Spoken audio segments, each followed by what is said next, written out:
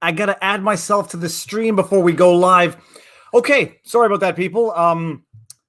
Some children needed dinner in the park. Okay. Whew, that was a little panicky. I don't see Robert, so it's just as well. Although I hope. Hold on, let's just make sure that we're live. Are we live? Audio's good, video's good. I got a new haircut at Damps Montreal. Best place for a nice skin fade if you've ever seen one. Okay, good. Let's see. White shirt. I got a white shirt. Yeet. Time for some cheese and crackers. Jermaine Stanland. We're good. Good. So this week, 2020 is going to go down in history as 2020. Every day there seems to be something of what would be once in a year news developments, not, month after month, week after week, and day after day.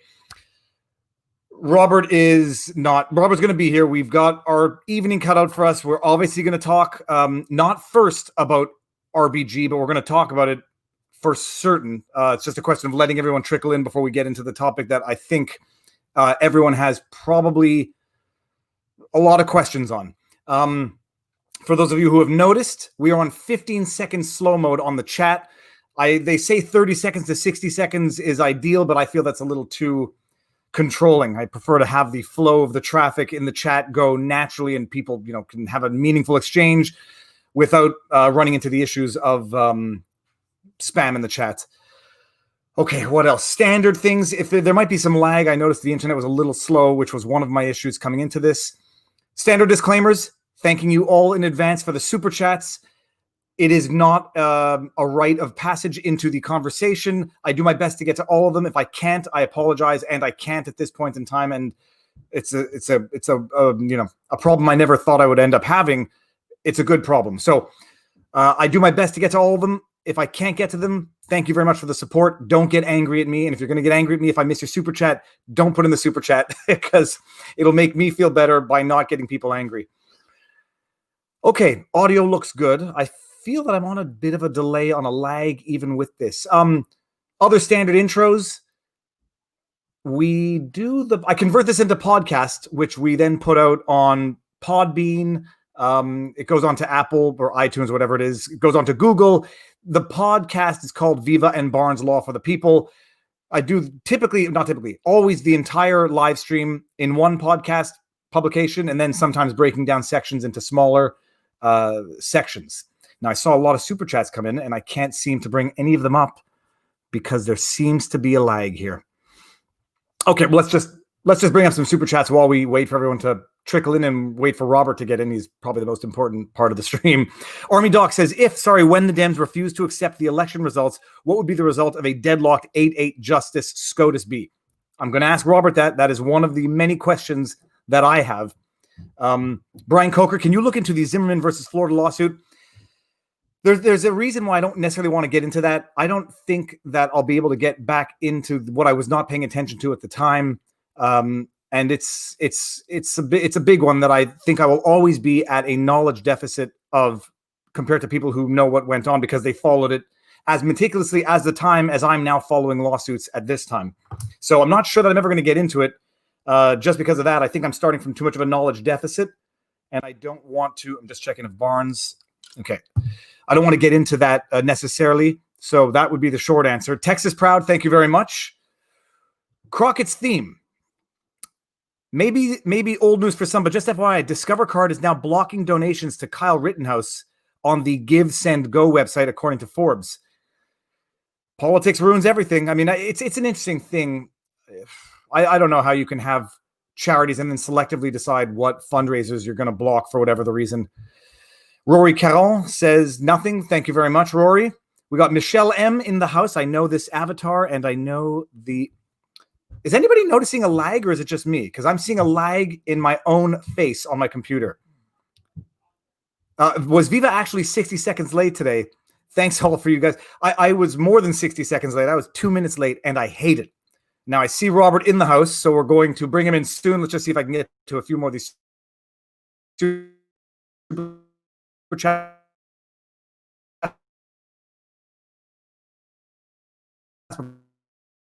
before I do, it's such a lag able to deal with super chats properly today.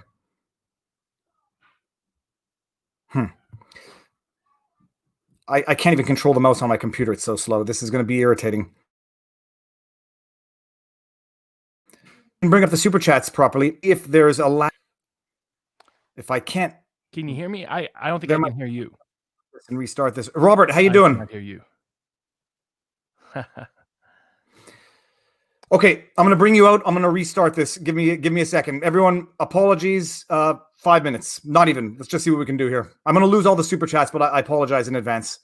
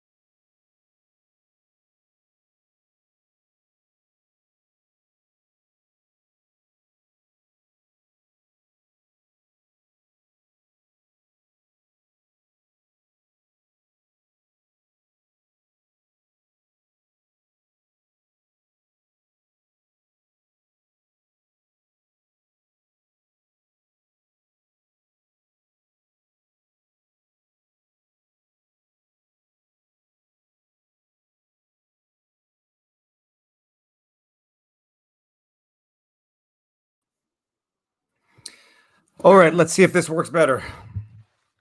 I can hear you just a little bit. Okay, hold on. Is my mic in any better now? Just barely.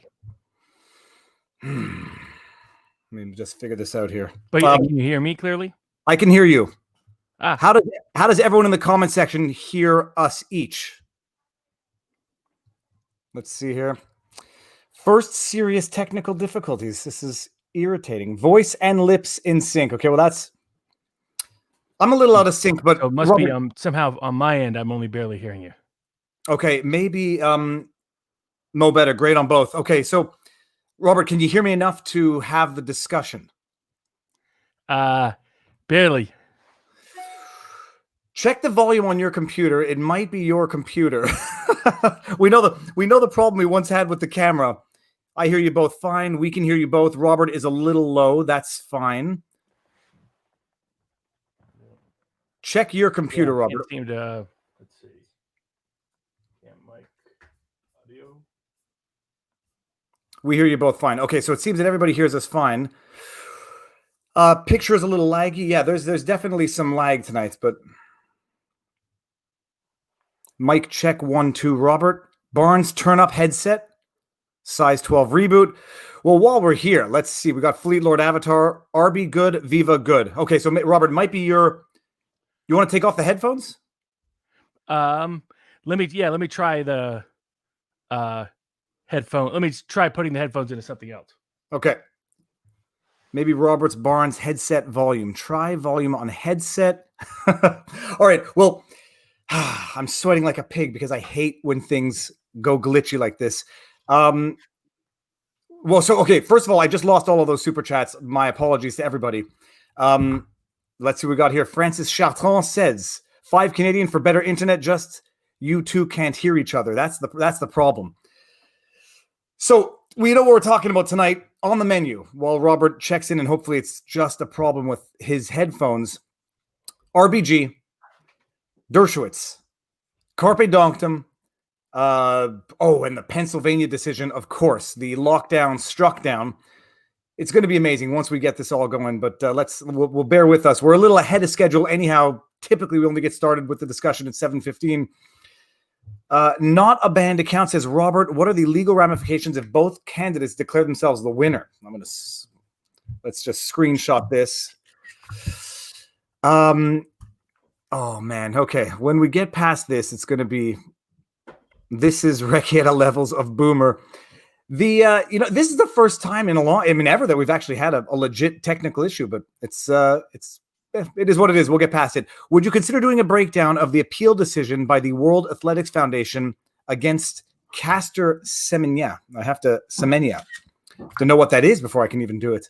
See if I can get I think I can maybe bring up the super chats here. All right.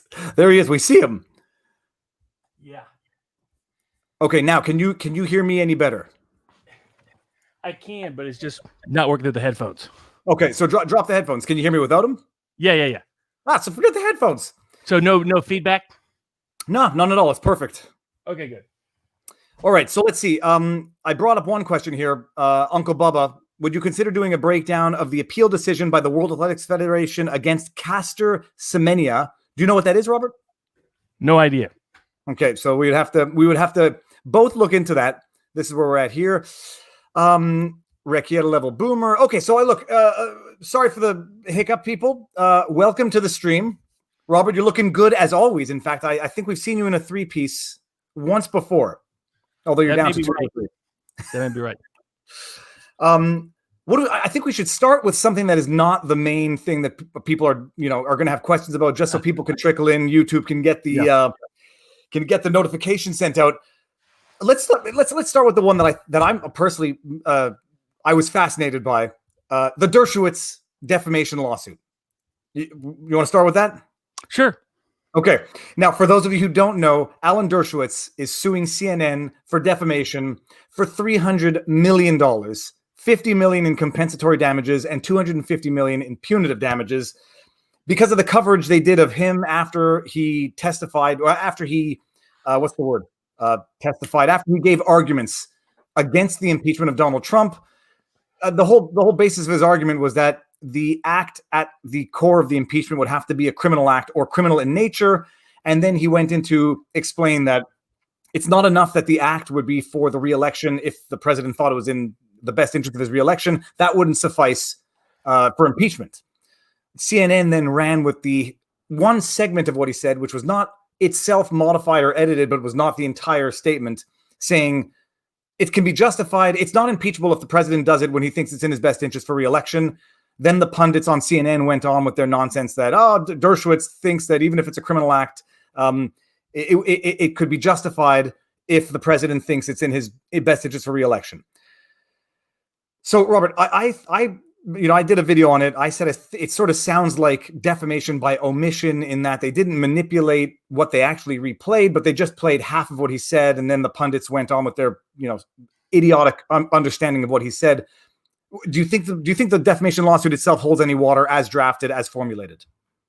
I didn't think it was the most compelling defamation claim that I've ever seen. I get why Dershowitz did it. He's still agitated, obviously, about how they interpreted his arguments and misconstrued some of his arguments clearly, and how they've been on bashing him nonstop. And he's been under wide scale assault because of there's all the Epstein related issues that he's facing, plus all of this. So I think he feels he's being attacked from multiple places and wanted to fight back.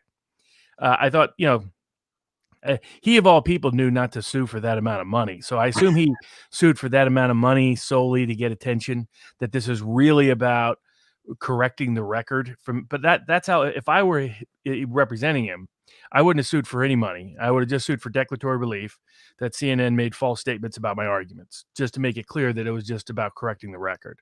Suing for $300 million, puts him in the wrong territory. In my view, I just don't find that ever credible. I've never sued for that amount of money for any kind of case or claim. And even when you theoretically maybe had some sort of shot at that, it just looks bad to the court system. It makes it look like a petty argument between him and CNN, and he doesn't want to look in my view, it's not in his political utility to look petty. So, but from a pure legal perspective, it's a marginal claim because he's saying their opinion of my opinion was relying upon a misinterpretation of my opinion. That's not the cleanest, neatest defamation claim I've ever seen. So he's right that CNN misinterpreted his opinion. That is true. Whether or not that's sufficiently factual to get past the defamation issues is going to be for the, it'll be the luck of the draw with whatever court he gets, whatever judge he gets. It's the Southern District of Florida is where he filed suit. So there's a range of judges down there. Now, generally, those judges have been hostile to defamation claims. They kicked claims against BuzzFeed on defamation grounds. They've found excuses not to have defamation claims move forward. I assume in party sued there, of course, too, because there's no anti-SLAPP statute in Florida. So he won't owe CNN's legal fees if he loses early on in the case. He probably maybe 1 in 3 shot at getting past a motion to dismiss. It'll depend on what judge he gets. Like I said, it wasn't the strongest defamation claim I've ever seen. Because, I mean, this is the issue I had with it, is he says the pundit's interpretation of what I said was wrong based on not a falsification, not a misstatement of what I said, just not playing it in its entirety, in the entire context. And so, I mean, to me, when I read it, it reads like, okay, so they're idiots with idiotic spin based on an improper understanding of what he actually said. They look like idiots. To go from there, I mean, he throws in the words malicious, reckless disregard for the truth. I mean, bottom line, though, they're just offering a very erroneous interpretation of what he said, which is untenable in the first place. And I think we all understood that the issue that people had with him in the first place was that he said that it had to be a crime in the first place, and everybody disagreed with that. So I just don't see how it succeeds ever.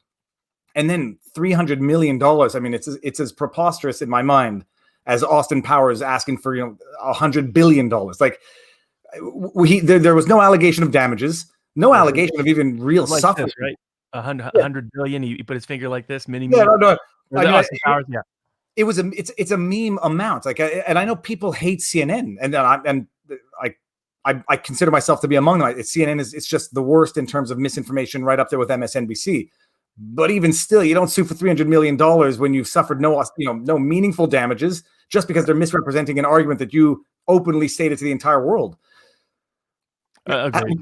Have you ever seen? I mean, and some people are saying, well, it's not. Defamation by omission happens all the time. Have you ever seen a case where there was an actual successful defamation claim, not because they misstated what the person actually said, but because they didn't present it in its entire context? Yes. Those claims exist, but usually it's really clearly factual. Basically what he's saying is relaying what my argument was is not a matter of opinion, but is a matter of fact. And that's a bit of a reach. Because you're right. Normally when that's the issue, when someone's saying you misstated my opinion and that thus becomes a factual matter, your misstatement of my opinion, they've actually misstated it. Like they put quotes that don't exist, which is the case he cited, by the way, in his complaint. He cited a case that's not really on fours with his. So, but there are examples, but normally it's stuff like in some part of you clarify. Well, here would be someone who has a good defamation claim. President Trump against pretty much everybody, including Joe Biden, who has said that both sides, that the Nazis were good people at Charlottesville.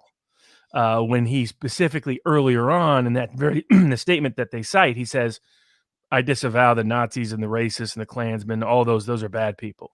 Then about the statute, that's an example where they're quoting him correctly when he's talking later on about both sides of the statute issue, but they're misleading because they're omitting and deliberately putting words in his mouth that he deliberately refuted. That would be a clearer, cleaner example of what Dershowitz is talking about. It's a little more unusual when people make and misinterpret people's arguments all the time. So misinterpreting an opinion with your own opinion is not quite what defamation typically reaches. Oh, that's it. Because I said it's like it's not even the judgment that they quoted involved putting in quotes something that someone actually didn't say. Where I said in this case they're just straw manning Dershowitz's arguments. It wasn't. I didn't view it as being defamatory in any way. It's just sort of the political spin that I would expect from people who are, ideological adversaries, so to speak. Exactly. Okay. Now, and the amount, but whatever, 300 million. It's an interesting thing. It would have been better. All that he wanted was the publicity, I suspect, to let everybody know how bad CNN really is. You didn't have to sue for $300 million. I don't think that gets more press attention. I think that just gets more press ridicule, or at the very least looks less credible before the judges. Before the public. I think that's his interpretation of is that he would only get attention if he sued for a crazy amount. I think it's it's probably not a complete misreading, but it's what I guess you could call it the Lin Wood effect at this point. You sue for an absurd amount of money, and then often people will think you won that amount of money because the settlement's secret. And it sets a precedent. Hey, if I want to get public attention to meet someone lying about me, I should sue for a crazy amount of money. But you're right. Most people, particularly definitely in the court system, in the court of public opinion, when they see those crazy amounts, Larry Klayman does this all the time. Sues for $10 billion. It's like, okay, that just tells me your suit's not a real suit, is how I read that, even if it is a legit suit, if you looked at the facts. So I agree with you. I don't like that. I think it's a bad idea. I think it undermines the core of your argument, but I think that's why he did it. I think he thought no one would pay any attention to him suing unless he sued for a crazy sum of money. That's it. It's the salmon effect, except, in salmon, you're dealing with a minor who is receiving death threats, who's getting harassed at university. We fell down, Barnes. And in this case, we're dealing with Dershowitz. I don't know what speaking gigs he lost, but I guarantee you they earned $50 million. No. All right, good. $300 million. I don't want to be mini-me, so let me play around with the camera. Yeah, play around with that. I'm going to bring up a super chat while you do that. We got Chris Reed says, please have Robert explain his thoughts on the current polling for the upcoming election, particularly as it relates to betting odds. Oh, I see what I'm doing. Robert, you're even more of you went the wrong way on that. Yeah. That's what I was saying. I used to have the Far Side cartoon thing where it has, like, when people say, hey, you're the genius. Yeah, I'm a genius in a very particular area. Because it was the Far Side cartoon where it says school for gifted students, and it has him pushing, and right above it said the door, it says pull. That's basically me. So I'll fix this here in a second. You fix that there, and I guarantee you, by the way, after this stream is over, you're going to realize that the volume button on your headphones were probably all the way down. Yeah, exactly. So Chris Reed wants to know your thoughts on the polling as relates to betting. Oh, okay. That's good. That's as good. That's good enough. Yeah, c'est la vie. You'll be taller again. Yeah, I'm not complaining. This is my one time of the week. Exactly.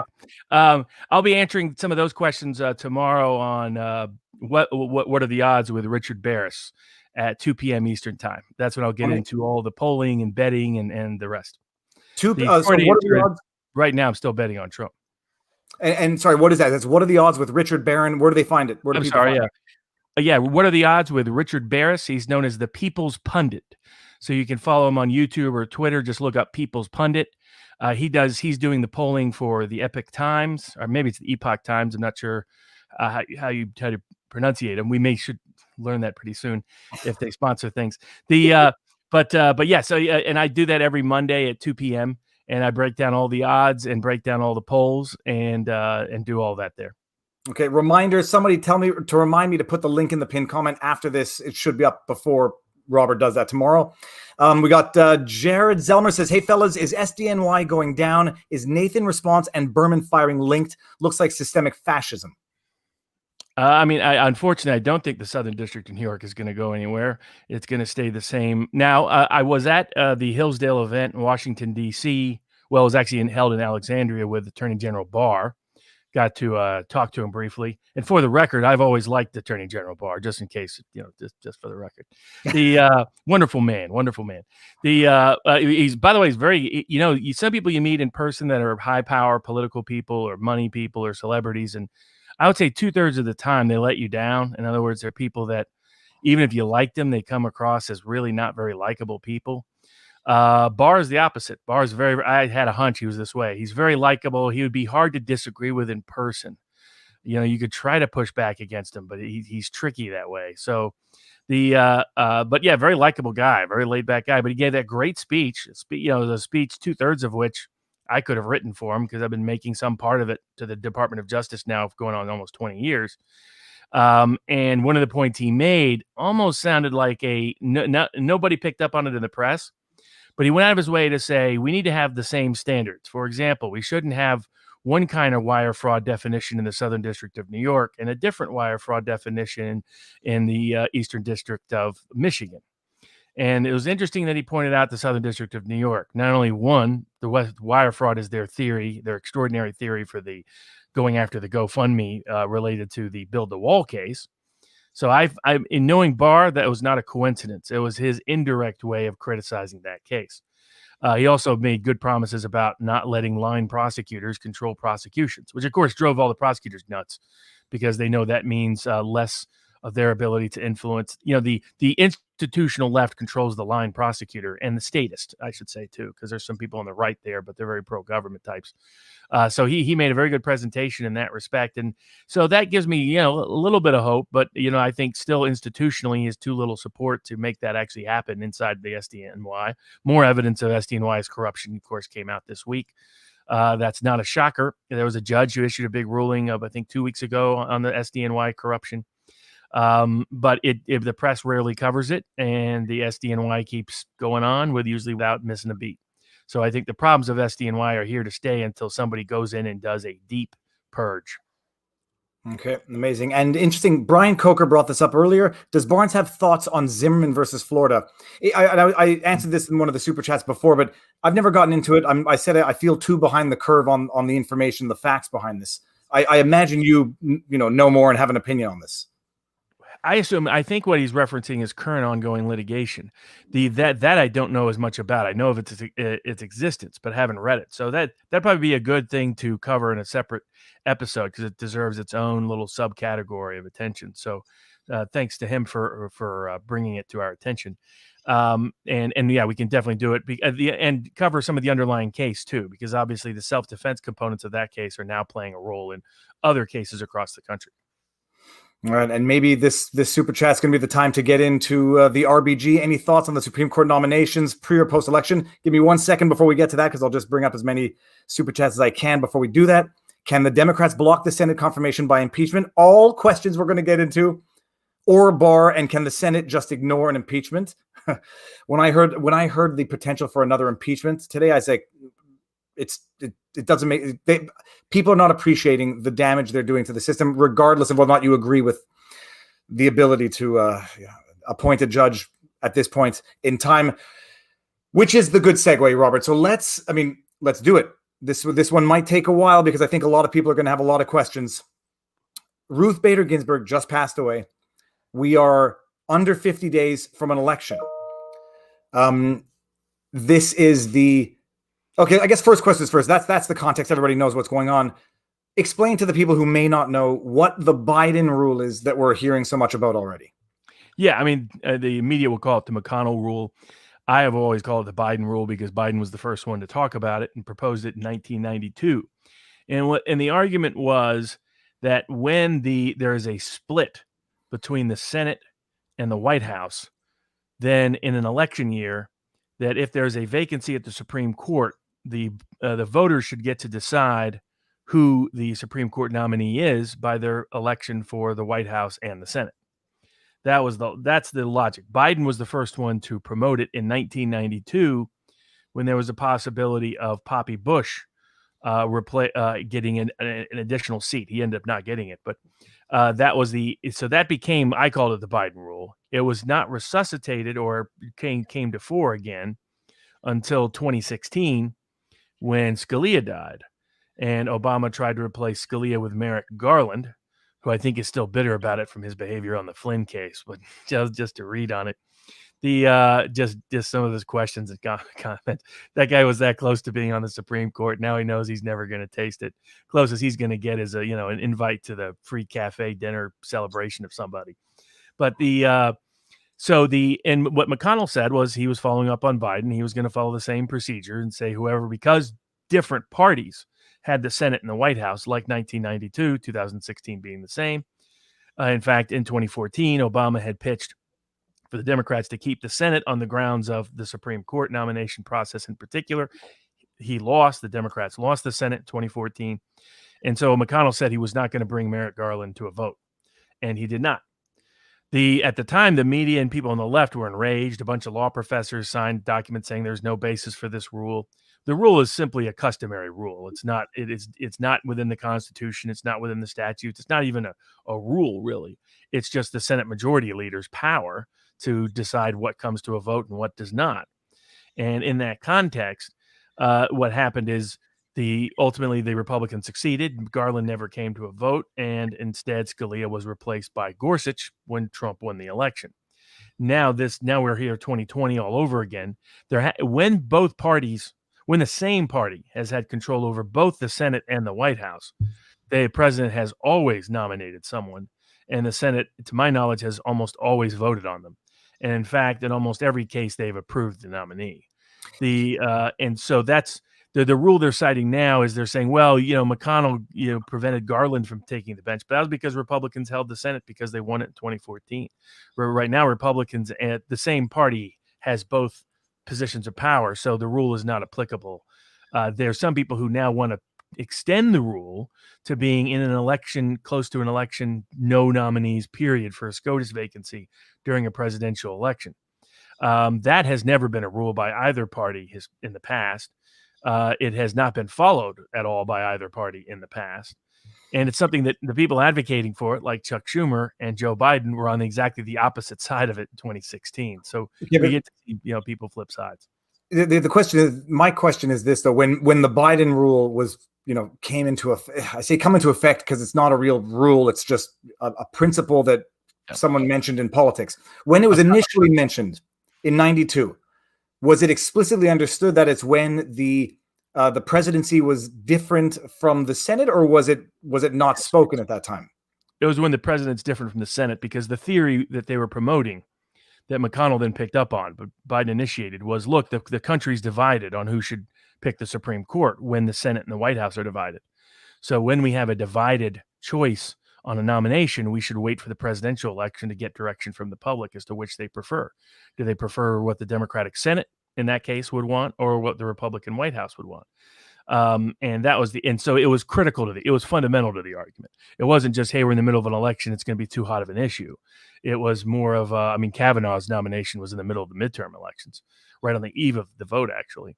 And so we've had tons of nominations during an election year. So that's not all that new. There are not as many in a presidential election year, and very few this late.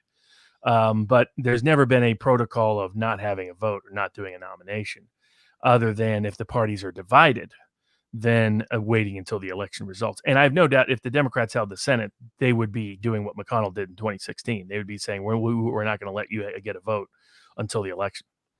Okay, and now that is the other question. When it happened with Garland, what was the reason? What's the protocol? What was the procedure by which the Senate simply said, we're not going to have confirmation hearings?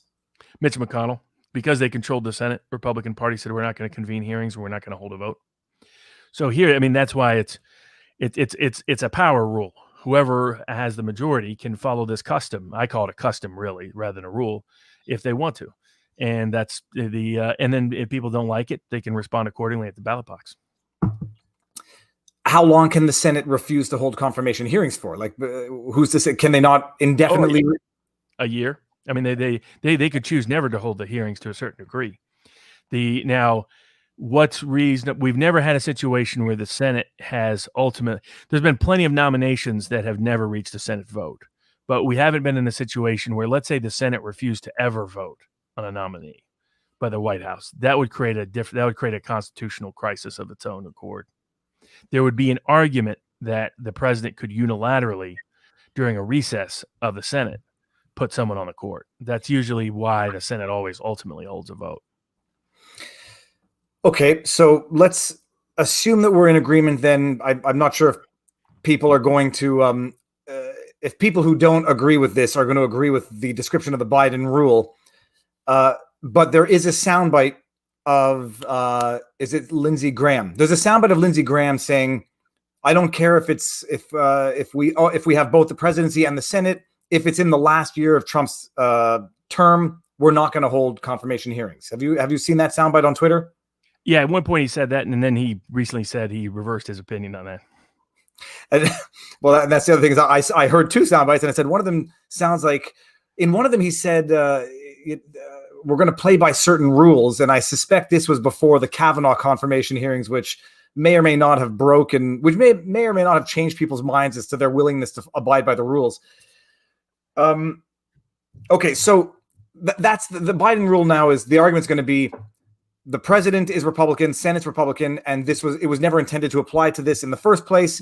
If the Senate wanted to not hold confirmation hearings like they did the last time, they can do it, but we have it, and we're not gonna want to do it. What can the Democrats do now to prevent what they don't want to happen from happening? Well, there they have Harry Reid to thank for what they can't do. Because the other thing that happened is it used to be the case that you could hold up a Supreme Court nominee or any judicial nominee with a filibuster and require at least 60 votes to break the filibuster. However, during Obama's tenure, it was under Obama's advice and under Harry Reid's direction that the Democratic Senate scrapped that rule. So now for judges, there's no 60 vote rule requirement. There's no filibuster option available for judges. And at the time, McConnell said, you guys are going to regret this because if you go down this route, I'm going to follow it when I'm in the majority. And of course, now he's in the majority. So they don't have any power to stop it, frankly. So they need 4 Republican senators and a complete unanimity in the Democratic caucus to prevent the nominee from winning. But they're not going to be able to prevent a vote. When McConnell says he's going to have a vote, it means he's going to have a vote. So there will be a vote on whoever it is the president nominates. There probably will be the Judiciary Committee will probably hold hearings, which is now under Lindsey Graham, who's up for re-election, by the way, in a relatively close race. So Graham's strong interest will be to see a nominee placed on the floor and ideally approved, because that would lock in some support from some conservatives who have doubts about his bona fides in South Carolina. And so there will be a vote. There may be hearings. There probably will be hearings. But there'll be a vote before the election. And the only question is, can the Democrats muster or keep a complete locked in consensus within its caucus and get 4 Republicans to switch? Because that's what they need, because even if they get 3, Pence is the tiebreaker. So they may be able to get Murkowski and Collins, but that's where who Trump selects will dictate. There's a bunch of people on the right are recommending that will fail a vote, that won't get through. But there's several that I have no doubt will get through. And I think Trump is going to, in fact, I've named her before anyone did. I said that I thought Barbara Lagoa would be the choice by Trump, just from understanding Trump and understanding who was on his list. And of course, then it came out the next day that Lagoa is leading, and she's likely to be the pick. And it's because you have the daughter of immigrants. So you got an American dream story from Florida, from Cuba, or Cuban ancestry, been on the state court for, more than a dozen years, been on the 11th Circuit bench for over a year, over 27 Democrats voted for her for the 11th Circuit, over 80 senators approved of her. She's the kind of person that someone like Susan Collins, someone like Murkowski is going to have a very hard time voting against. And Democrats know they'll look bad because they'll be voting against the Latina, they'll be voting against the Cubano. So that creates problems for them in Florida politically. It creates problems for them in their self-image of being, pro-diversity. So if he picks her, she will win nomination, in my view. If he picks someone like Barrett, now I actually like Rushing, but she's so young, they're going to push back on that. Someone like Barrett, she will not get through the Senate. And so people pushing her, even if you believe you think she's more conservative or more proven, I'll get into why that's not the case. But for example, Barrett, I would oppose her nomination personally. So I would do whatever I can to see her nomination fail. I have no interest in seeing someone like that on the bench. She comes from the corporatist, pro-government, pro-establishment wing of the party. She was one of the judges who just approved the Illinois governor's lockdown orders. That tells you all you need to know. So how someone leans on that issue tells you a lot about what kind of Supreme Court justice they'll be. She was the daughter of a Shell Oil, comes from the old money corporate South, a world I'm very familiar with, and the kind of people I would never want to see in positions of power. And so that's the world she comes from. Her dad was a big Shell Oil corporate lawyer. She goes to Notre Dame, clerks. And the other giveaway, by the way, if people out there looking at this and they see this sort of I should have grabbed Bob Woodward's The Brethren book and put that. I had the Judges one behind me, but there's The Brethren by Bob Woodward's actually quite good. It gets into the inside of how the Supreme Court works. But if people are wondering, how is it some conservatives are saying they know that Barrett's a wonderful conservative and so on and so forth? This is the law of the clerk. This is that the way politically you get yourself appointed to a high-ranking judicial position is you get yourself to be a clerk for one of the Supreme Court justices, and people just assume that your politics mirrors that Supreme Court justice. Problem is, everybody knows how to game that. So you just pretend to fit that justice's politics. This is how Justice Roberts got on the bench. You do two things if you're on the Republican side of the aisle. You let people know that you believe Roe v. Wade should be overturned, even if you don't believe that, because that way you'll have a bunch of pro-life support pushing you through, like Roberts. That's exactly what happened with Roberts. And you play the corporate side of the equation, but most importantly, you get that justice, his extended intellectual heavyweights, to lobby for you to be appointed to the judicial bench down the road, whether it's district court, court of appeals, Supreme Court, you name it. And so that's a lot of that's why people are pushing Barrett. The difference between Barrett and Lagoa is Lagoa didn't go clerk for Supreme Court justices, whereas Barrett did. And so because of it, it's that group of elite power wanting to keep their monopoly on power who are pushing Barrett. Barrett's a bad nominee. Not only is she unlikely to even get through because of positions she's taken in the past, but her rulings, both her scholastic history, her professional history, if you understand how this clerkship game works, that's not the path to go. Go with someone with diverse life experience who's shown conservative principles in a wide range of places if you're on the right, but is not so overtly political that they're just going to inflame the environment and not succeed to get nominated like Barrett. And not someone who has establishment elite ties that is likely to betray you once they get on the court like Roberts. And that's what Barrett is like. So I hope he does not nominate Barrett. Rushing is very smart, would be another Gorsuch. I think she'd be a great nominee. She's too young. I don't think she'll get it. I think Trump's going right for Lagoa because you can see Trump doing the math in his head. Florida, Cuban, Latina, he's just check, check, check. He doesn't really care so much about ideological purity. And she was already put on the list 2 weeks ago of the 20 or so choices he would take. So he's going to go woman. He's going to do that because of Ginsburg, just smart. And so I told people to bet on Lagoa. There are a few betting markets out there. If they did, they could have cashed out their bet right now because she's already even money favorite. Lagoa is, she's a perfect no. Every person on that list was pre-cleared by the Federalist Society, and I have disagreements with the Federalist Society. So there's a wide range of populist and civil liberty issues where I do not side with the people they choose. But amongst the people on that list, Lagoa is one of the best, and definitely much, much better than Barrett would be.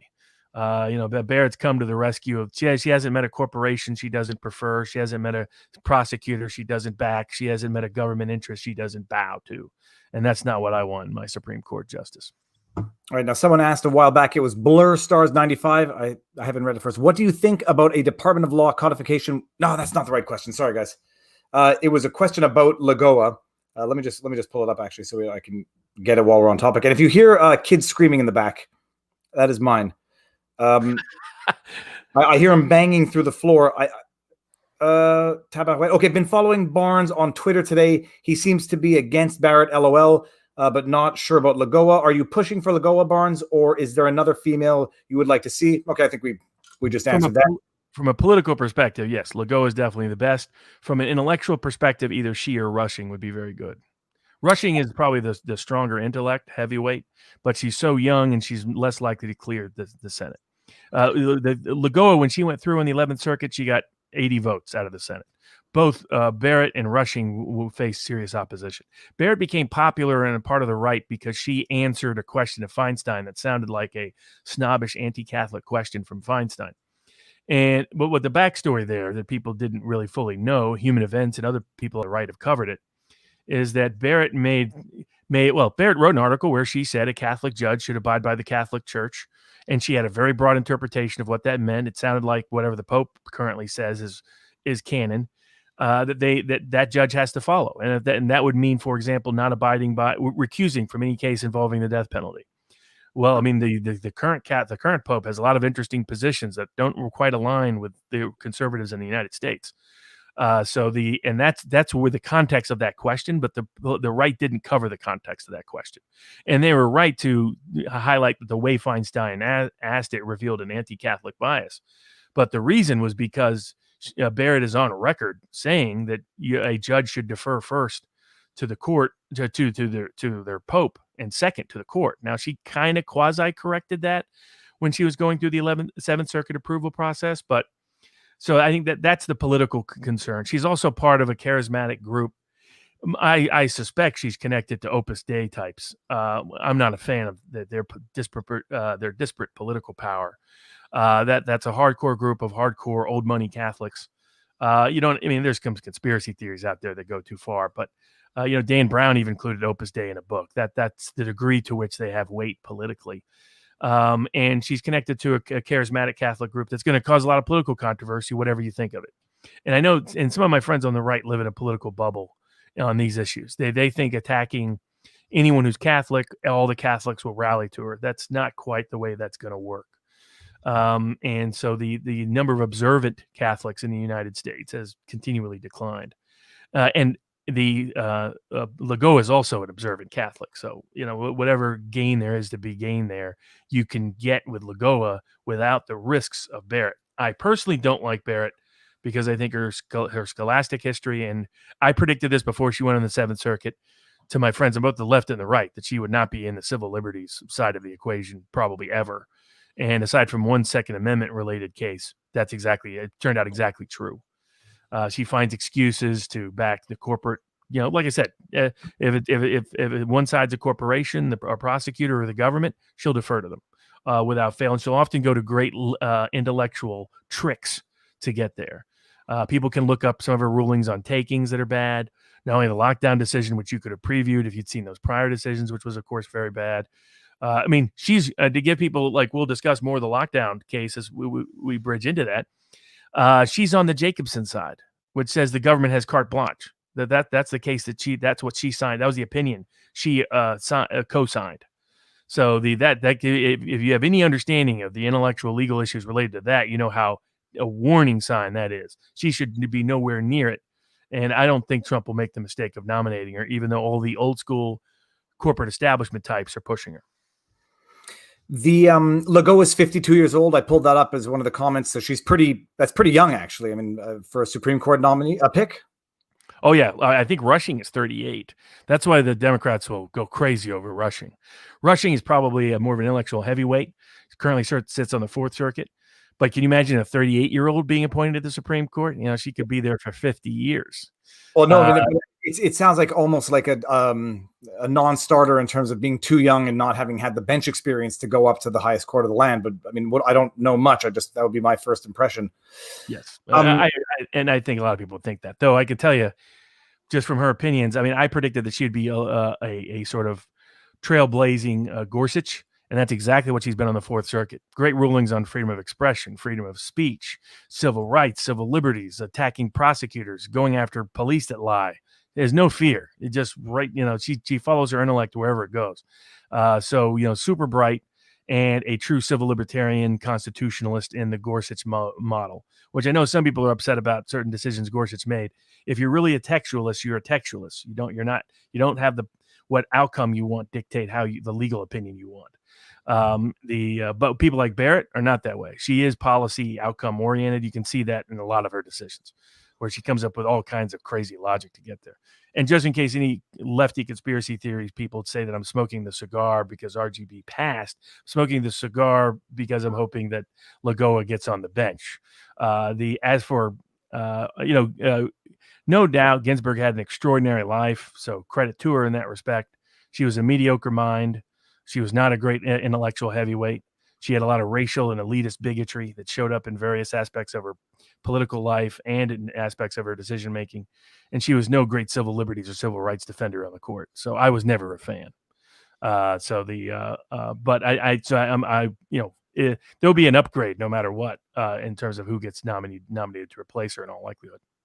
So let's get one thing off the table, or in terms of predictions, you think there's not a chance we're going to go into the election with an 8-person bench? Not if he nominates Lagoa. If he nominates Barrett, yes, that's what will happen, because Barrett will not get through. Okay.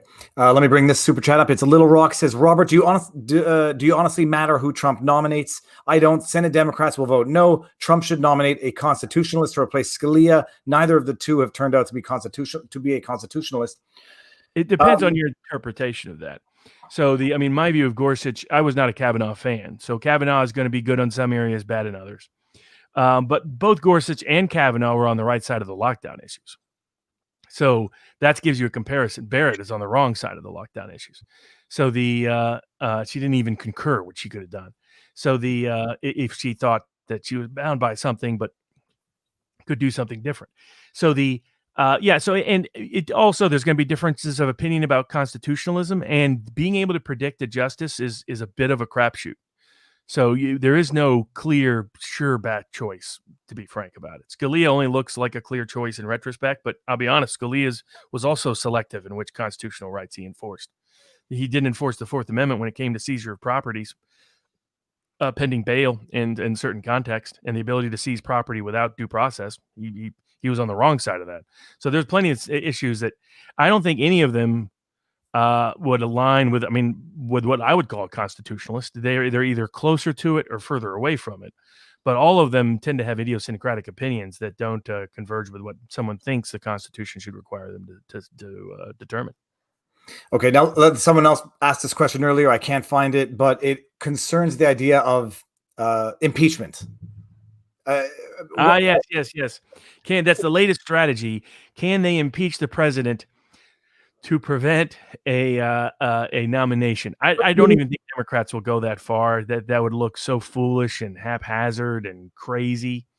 I think that it will depend on certain. If he puts Lagoa through, they're going to be hard pressed to get her to vote down. I get Democrats, but remember, for everybody out there, the assumption that there's 53 that there's even 50 votes for a Trump nominee because there's 53 Republican senators is a mistake.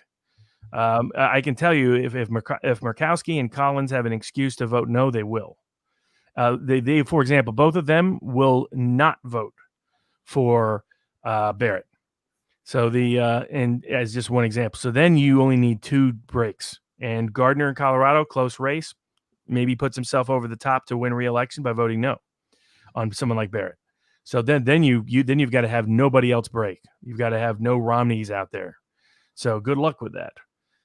So I think that's the problem. From a political perspective, if you want an actual nominee to succeed, as opposed to gamble on someone you think is more of a purist, and remember, you're going to be highly speculative in that world. And I would say that I'm much more accurate than 90% of the people out there predicting this, just because I've had a good track record. Now, if you ask me to predict the best engineer or mechanic to fix your car, good luck with that. I'm on the bottom of the list to pick. So, I can't figure out how to work a camera and a headphones. So but on Supreme Court, I'm getting lectured by people on Twitter who have no legal background, telling me that they know Barrett is much better constitutionalist. Like, based on what? It's like, well, one, none of these people are mostly lawyers or have a lot of legal experience. Secondly, they clearly have not read her opinions. She's been, both she and Lagoa have been on the bench for about a year in the federal side. Lagoa has a much longer history than Barrett has. That's why I get a kick out of people saying, "Oh, Barrett has a much longer history." It's like, no, what you mean is she clerked for people that somehow know you, because she clerked for Supreme Court justices. That doesn't tell you anything about what they believe politically. It tells you nothing at all. If you know how to game that, you can easily game it. Just ask Justice Roberts. On the other hand, whereas Lagoa was on the state bench for almost a dozen years in Florida, so you have a pretty good sense of how she approaches issue, what her jurisprudence is, how she values different things, whether there's a real bias towards one side or the other institutionally. There's people that said that she's on a pro-business side. That's probably true. Yeah, I would prefer someone that's not pro-business, but nobody in that category cleared the Federalist Society's list. They don't even get up to Trump. And this is not a world Trump knows well. Trump doesn't know judges and justices well. It's not his thing. Even though his sister was a judge, it's not his shtick. So it's not a political world he operates. So it totally depends on the Federalist Society. But anybody guess? We're all guessing about what their how they're going to behave as justices.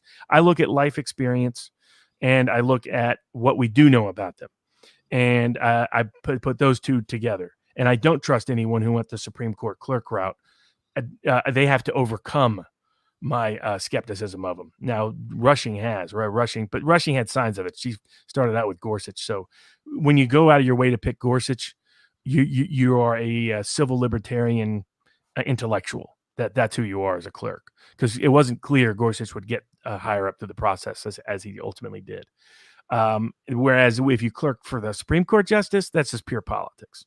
You're looking for, I'm going to get connected to this justice. He's going to vouch for me with his high-end friends at the Williams and Connollys of the world, and they're going to promote me, and then I'll be put on the bench based on my proven background of writing opinions for someone else, which weren't my own.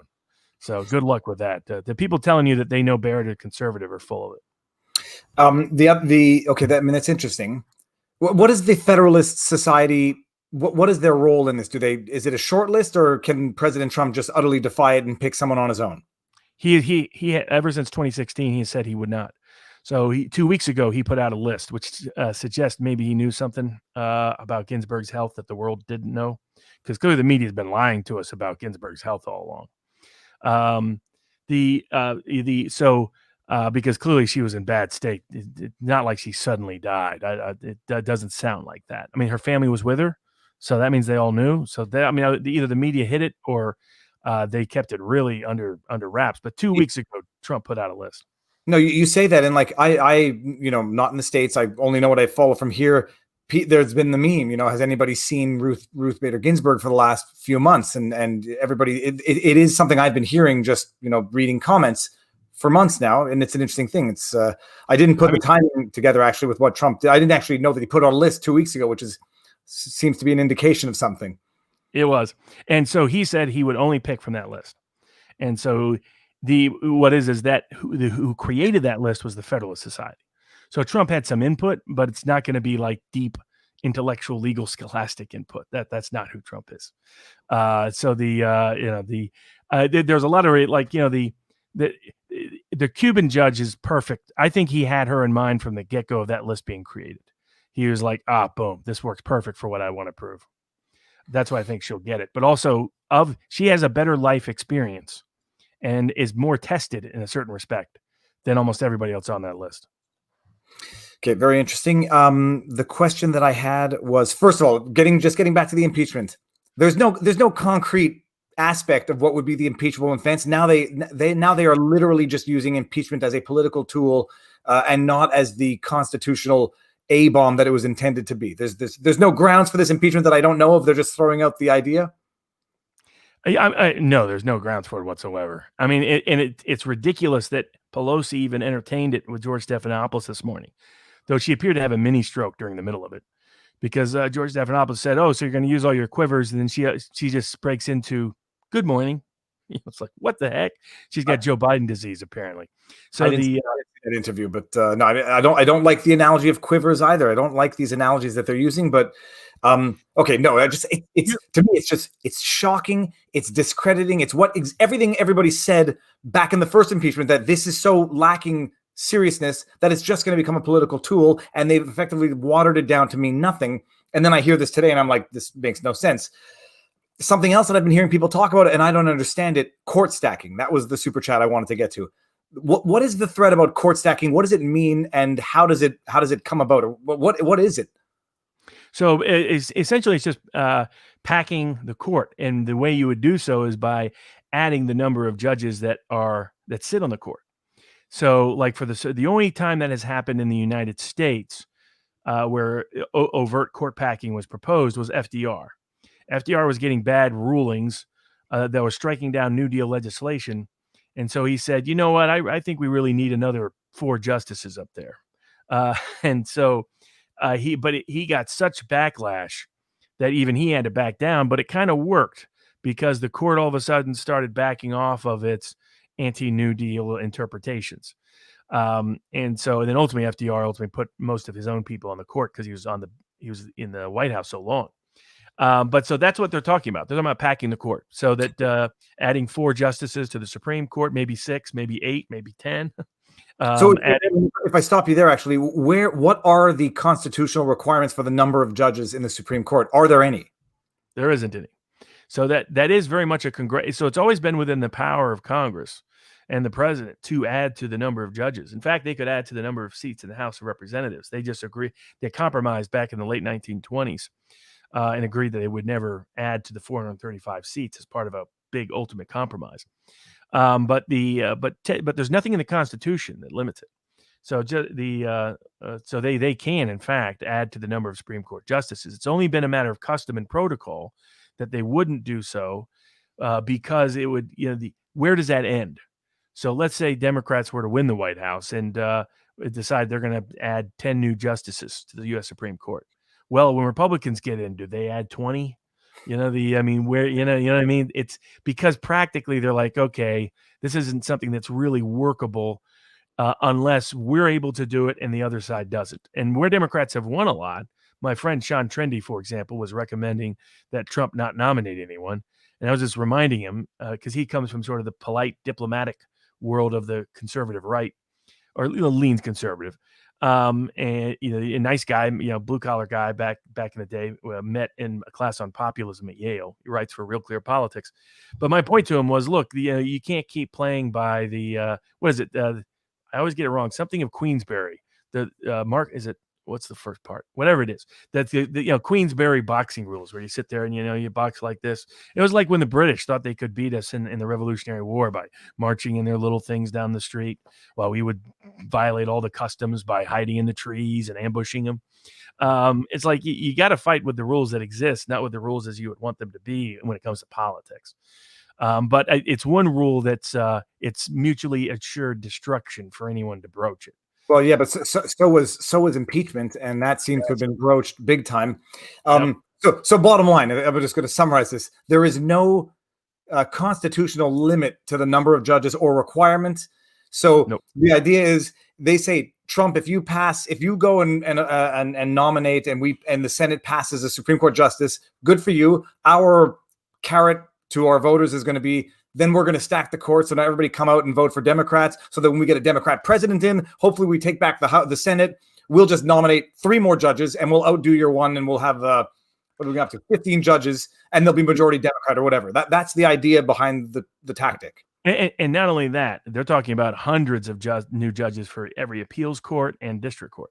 So they're talking about basically having at least majority control of every single federal judicial level of power in America. That's their pitch. So, and it's a proposal that was so looked down upon when Roosevelt did it. Nobody thought it would come back. But you had prominent liberals yesterday, Jonathan Alter, other people, prominent people on the legal left recommending it. So it shows you where it's what I've been telling people now for a couple of decades. Ever since I went to law school, I said the problem is that the left's view of the law is that they don't believe in the rule of law. They don't believe in these customs. They believe just in power. That's it. That is okay. Now, and by the way, Robert, yesterday we hit 300,000 subs on this channel, and wasn't able to thank you in the picture. I gotta say, you can put your cigar inside it. Oh, great. Is that the coolest thing ever? It's you like that. See? And it's a cigar holder and a glass. And this is I was going to send you some of this. It's Chattanooga Whiskey. It's whiskey made in my hometown. Amazing. When the borders open up, Robert, we'll drink one and smoke one together in person. Can I ship stuff up there now or no? I think you can, but it's tough. I wouldn't take a chance. We'll wait until we see. September 20th was when the borders were supposed to be open. We'll see if they renew the closure. Okay, I'll just send some of my smuggler friends up. Not that I have those. Okay, so bottom line, court stacking, I understand it. It's just another weaponizing of the nuclear weapons of politics. Yes. Wow, and it's all about power. It's the ends justify the means. That's the only consistent logic these days with the legal and political left, and it's what I find terrifying. Because even though I was a registered Democrat effectively from 1990 to 2015. It had helped get Democrats elected, but it had become clear that in the intellectual professional classes, particularly on the legal side, they were adopting ideas that were just contrary to the Enlightenment itself. So that's why I find it terrifying. It's amazing. Now, I missed one big super chat. It was $100 super chat from, let me get the, hopefully my phone doesn't go dead, from Robin Peterson. It's not really a question. It just says 3 cases of electronic voting machine fraud to investigate Dr. Laura Presley, Texas Supreme Court, Tim Canova, Florida Supreme Court, Florida Circuit Court, Dr. Shiva Ayadurai. This looks like MA 9120 Republican primary. Please look into this before the November election. First of all, sorry, I missed it. I couldn't get it, but thank you very much, Robin Peterson. Okay, so my goodness, this is amazing. So and someone said that it drives them crazy when I say amazing. My apologies. It might be my or okay or Trudeau's. It is amazing. I never apologize for saying amazing. It's fascinating because it's mind blowing. Oh, absolutely. We live in interesting times. Well, now the question is this: people are saying, if there's only 8 justices, what happens? And I didn't realize that it is in fact plausible that there can be 8 if Trump doesn't. Right now, as of right now, they cannot issue a decision right now unless they have 5 on one side. Now that was always true, 5 to 5 to 4. But if there's a 4, but normally there could never be a split whereby the Court of Appeals, you would always get a 5th vote. Now you can have a decision that doesn't reach a 5th vote by a 4-4 split. For that earlier super chat question, that means whatever decision is being appealed to, normally that's a federal court of appeals decision. Sometimes it's a state Supreme Court decision that's being appealed. Sometimes a state court of appeals decision that's being appealed. Normally federal appellate decision. It means the lower decision is affirmed. They can only reverse a lower decision if they have a majority, and right now that means 5-3. Wow. So hypothetically, if they don't, what would happen hypothetically with all of the election issues that might come about that require a Supreme Court decision? I mean, I think everyone's saying this is why smart people are recommending, and I think Trump's instincts are good enough to do it anyway, are realizing that priority 1 right now has to be getting someone through the process. That focusing on having a purist. And the problem 1 with having a purist is that you're highly unlikely to guess who is going to be that purist. It just doesn't work out that way historically, if you go through a long history of it. Eisenhower was cussing out all the people he nominated for a decade or so after he put them on the bench. People like Earl Warren, he put on the bench. Brennan, he put a lot of lefties on the bench. The big civil rights justices came up through Eisenhower, but not intentionally by Eisenhower. There's a lot of good backstories on that. But for Trump, he needs a 5th vote. For all of us opposing the lockdown, we need a new 5th vote to replace Roberts. And the only way that's going to happen is if Trump gets somebody through. And on all the election cases, and those are the issues that will come up between now and January, are going to be lockdown issues. The big constitutional issues are lockdown issues and election issues. And he really needs a 5th vote. We on the lockdown side need that 5th vote. He, for election purposes, needs that 5th vote. And the only way he's going to have that, because Roberts is flaky, is if he gets somebody through before Election Day. And that's why for Trump, his priority 1 has got to be who is most likely to get nominated. And he knows Democrats hate opposing a daughter of immigrants who's a Hispanic, who's a Latina. And I get all my conservative friends saying that's not a way to measure things. People were saying in the comment section, they don't like identity politics. They don't want the right playing them just because the left does. I mean, and then other people saying it's just the reality. Exactly. It's the political reality of what we're in. So Trump is not picking them because she's a Latina or Cuban or daughter of immigrants. Trump's picking her because he knows those facts about her make it more difficult for Democrats to oppose her. So it's just understanding the political landscape. And so people can say, I want to be a purist. I just want to have the best judge, whoever we think is the best judge. Well, honestly, on all that, most of these people are equal. I have problems with Barrett, and I have problems with other people on that list potentially. But that's more so than what, from Trump's perspective, they're all considered equal. He doesn't consider any one of them better than the other. But even if you were able to correctly guess who's the more conservative, what matters more to you?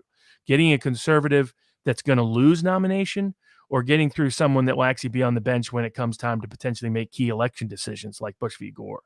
So that would be my advice, would be to have somebody on that matters more. To have Trump reelected, and getting Trump reelected may depend on having an extra vote up at the U.S. Supreme Court.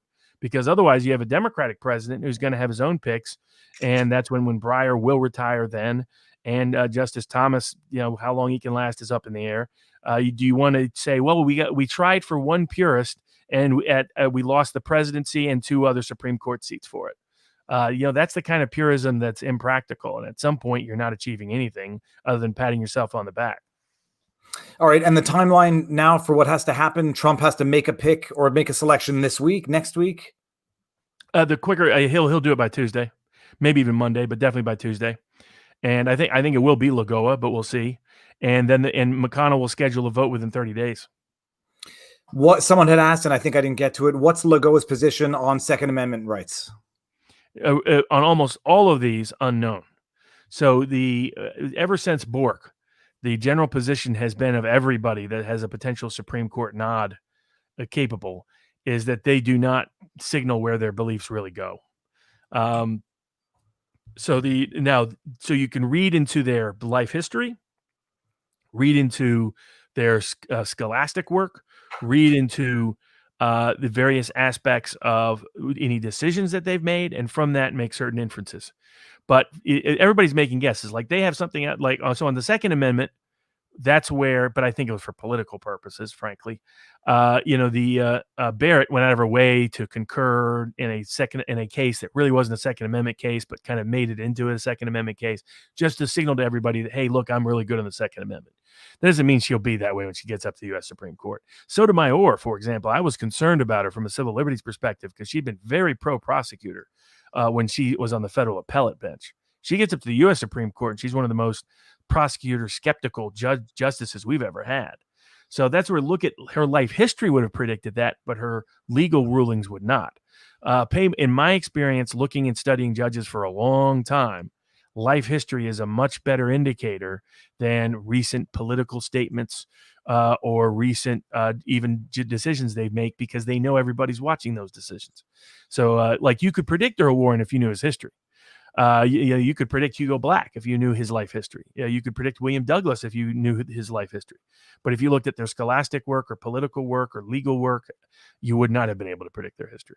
So so my view is I like someone that's a daughter of working class immigrants that worked her way up, that isn't one of the clerk crowd, didn't pursue the clerk route, took risky cases pro bono cases when she was in private practice.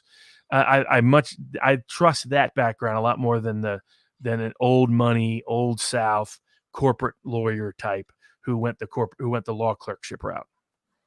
All right, and someone had asked, I think humorously, what prevents Trump from nominating 3 judges right now to pre-stack the courts? So, well, one of the jokes was that his deal with the Democrats is he would nominate himself to the Supreme Court.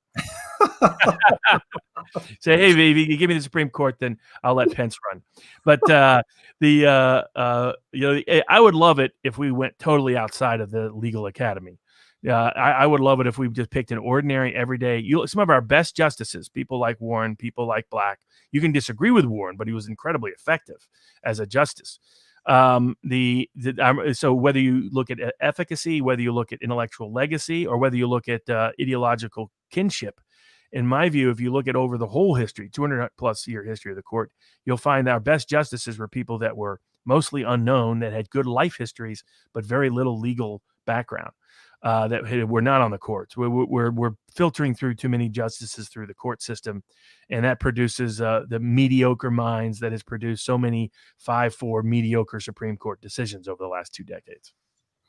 All right, excellent. I don't think we missed anything on this. I think we'll have time to discuss more about it next week if there's any developments. I missed one super chat that I can't bring up again, and I'm sorry. Craig Lino 504 says, Will ballot harvesting laws passed by Michigan reach the Supreme Court before the election? Very well may.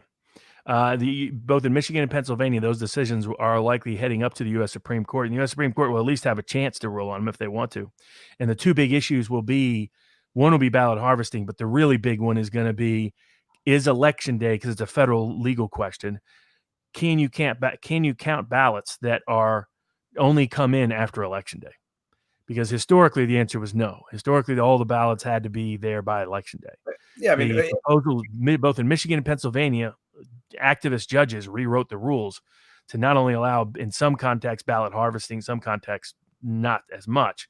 But in both contexts, allowed the ballots to come in after Election Day and be counted. I mean, well, that's the question. What deadline did they set? Would they set, or is there any deadline to prevent it from just going on indefinitely? What they would need is, in all likelihood, in order to give kind of fair notice to voters, they would want the decision to be decided, the issue to be decided at least a week before Election Day. Okay. Life of Brian says, important, a solution to judicial corruption, open betting markets to judicial decisions. That way, political judges have a financial incentive to bet against themselves and would do so until the odds even out. There's a lot of arguments for applying betting markets and having more betting markets in a wide area of range of life, like prediction markets, that it would improve the quality of thinking and analysis for a wide range of people and would create skin in the game for everybody. So I'm a fan of any kind of betting market. It democratizes to some extent the process, which tends to even it out. JDG just says, did you hear about the Omaha bar owner who was charged by the U.S. attorney with manslaughter for defending his bar against BLM rioters? He just committed suicide after the indictment. I didn't hear about that. I mean, it's terrible. Yep. It's terrible. If his politics were differently, it'd be on CNN 24/7. Instead, they'll be doing ritualistic, celebration of Ginsburg for the next week. That's the other reason why to put somebody else out there quicker. It'll just all be Ginsburg hagiography for a week. And what would benefit him is to have the conversation change to whoever it is he's chosen. All right. Val Trav asks, but we'll get into the next subject because we have to talk about that. Sickland? I forget I lost his last name, Stickman. But Stickman. How are constitutional crises resolved? Val Trav. Is there an easy answer to this question? We have a theoretical structure in place in the Constitution that attempts to solve it.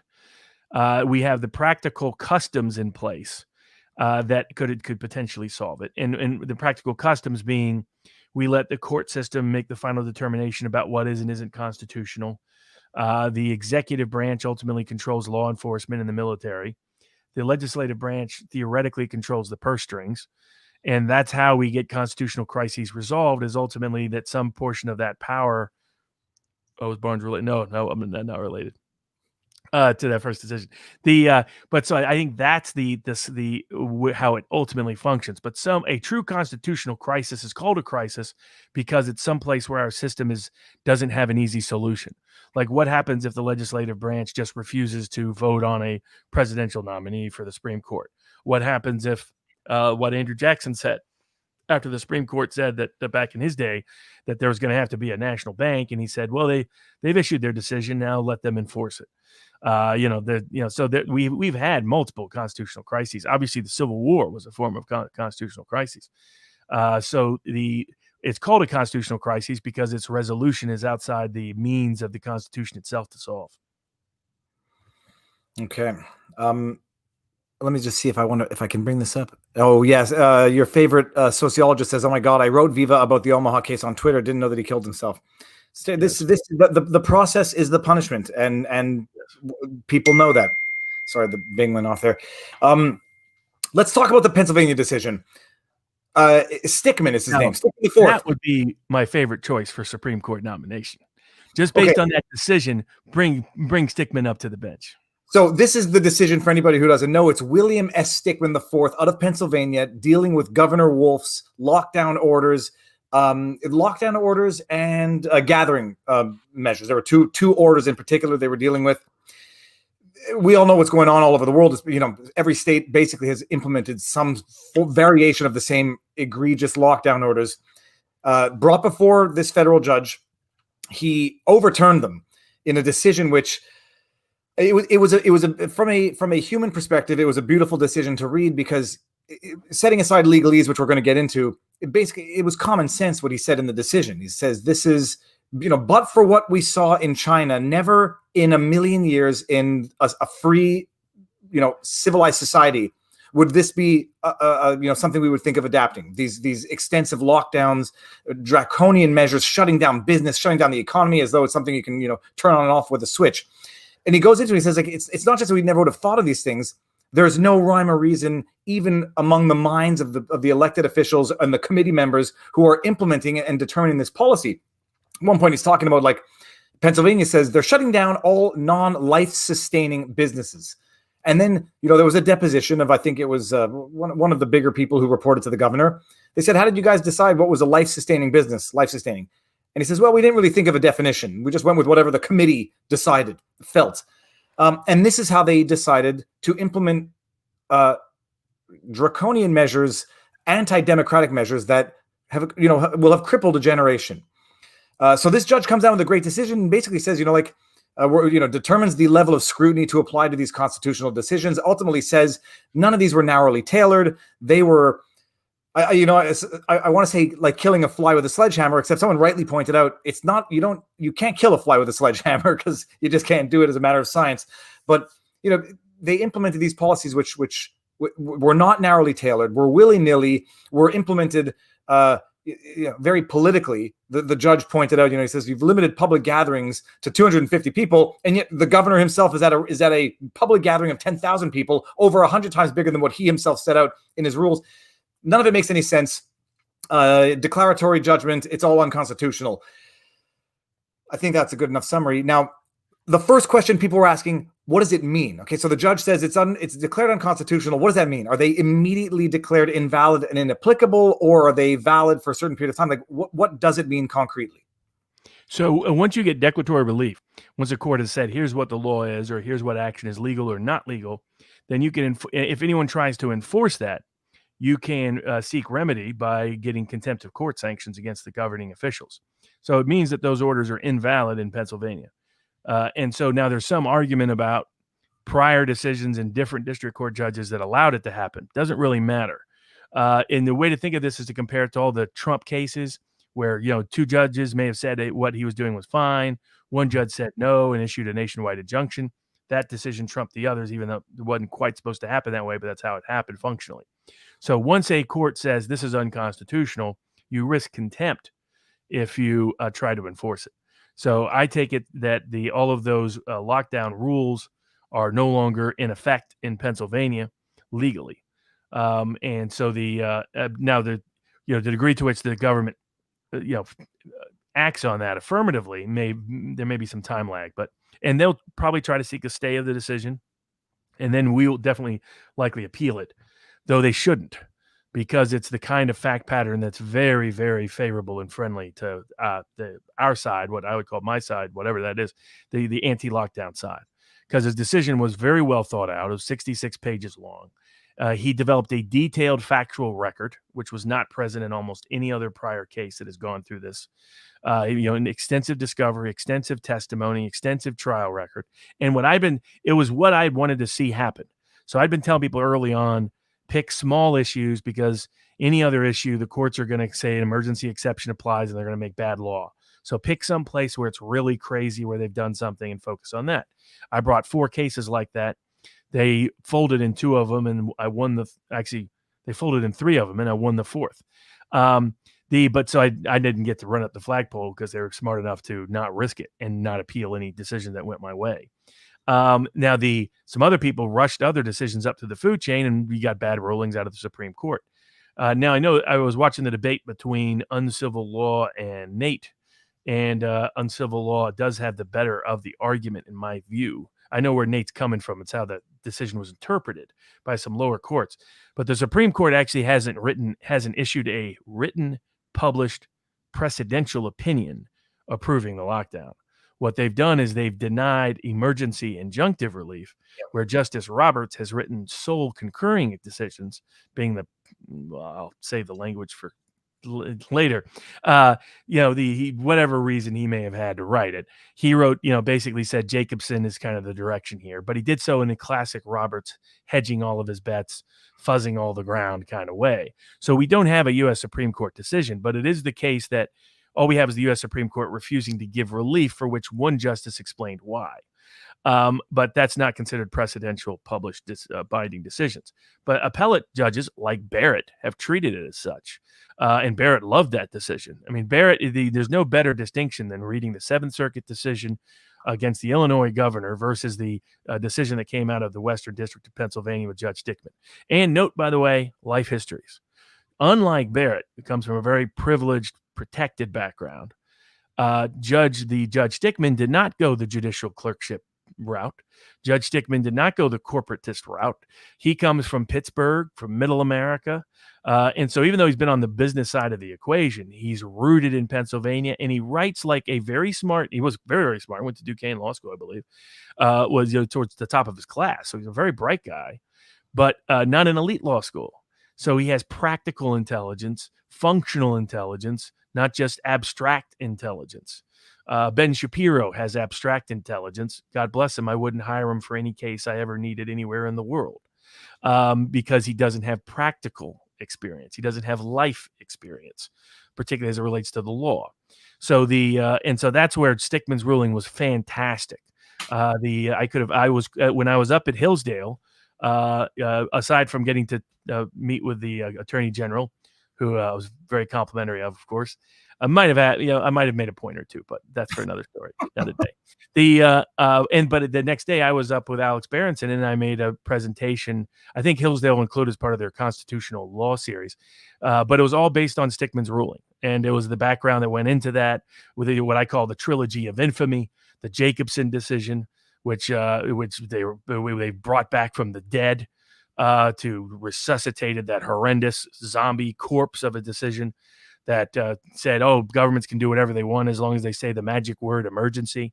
If you ever want to study what happened to Nazi Germany and how it could rise to power so easily, study the Weimar Constitution, which was then celebrated as one of the great liberal democratic constitutions of Europe.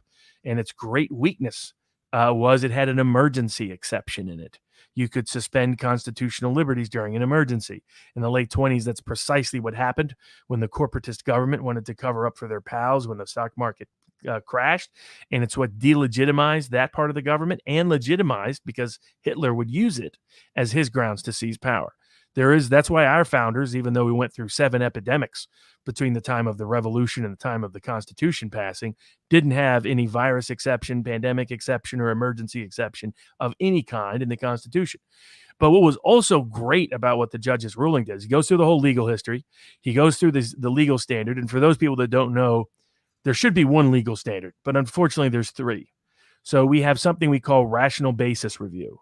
And that's the lowest standard. And what basically that says is we're going to say that the law is legal or your actions are legal as long as it has any rational nexus to any legitimate public policy. I've never been in favor of that standard because I think that standard invites substituting the judge's opinion for the politician's opinion. I think it doesn't achieve anything in the end, but that's the lowest, very deferential opinion. Very few laws are ever struck down as lacking rational basis. The next level, called intermediate scrutiny, doesn't change the necessity. So what they'll say is that you have to have it has to be narrowly tailored. That's the first part. Both intermediate scrutiny and strict scrutiny. And here, again, what's happening is the courts are looking at what the government has done and saying, okay, why did they do it? And was their remedy proportionate to the reason? And if it's rational basis, it just needs to be any proportionality between policy and reason for the policy. Intermediate scrutiny, it still needs to be narrowly tailored, but it can simply be a lower level of public interest. It can be just a substantial public interest. Whereas strict scrutiny, which is the one I think should apply in all contexts, is the government needs, whenever it's infringing on any core liberty, it needs to have a narrowly tailored remedy to a compelling public policy.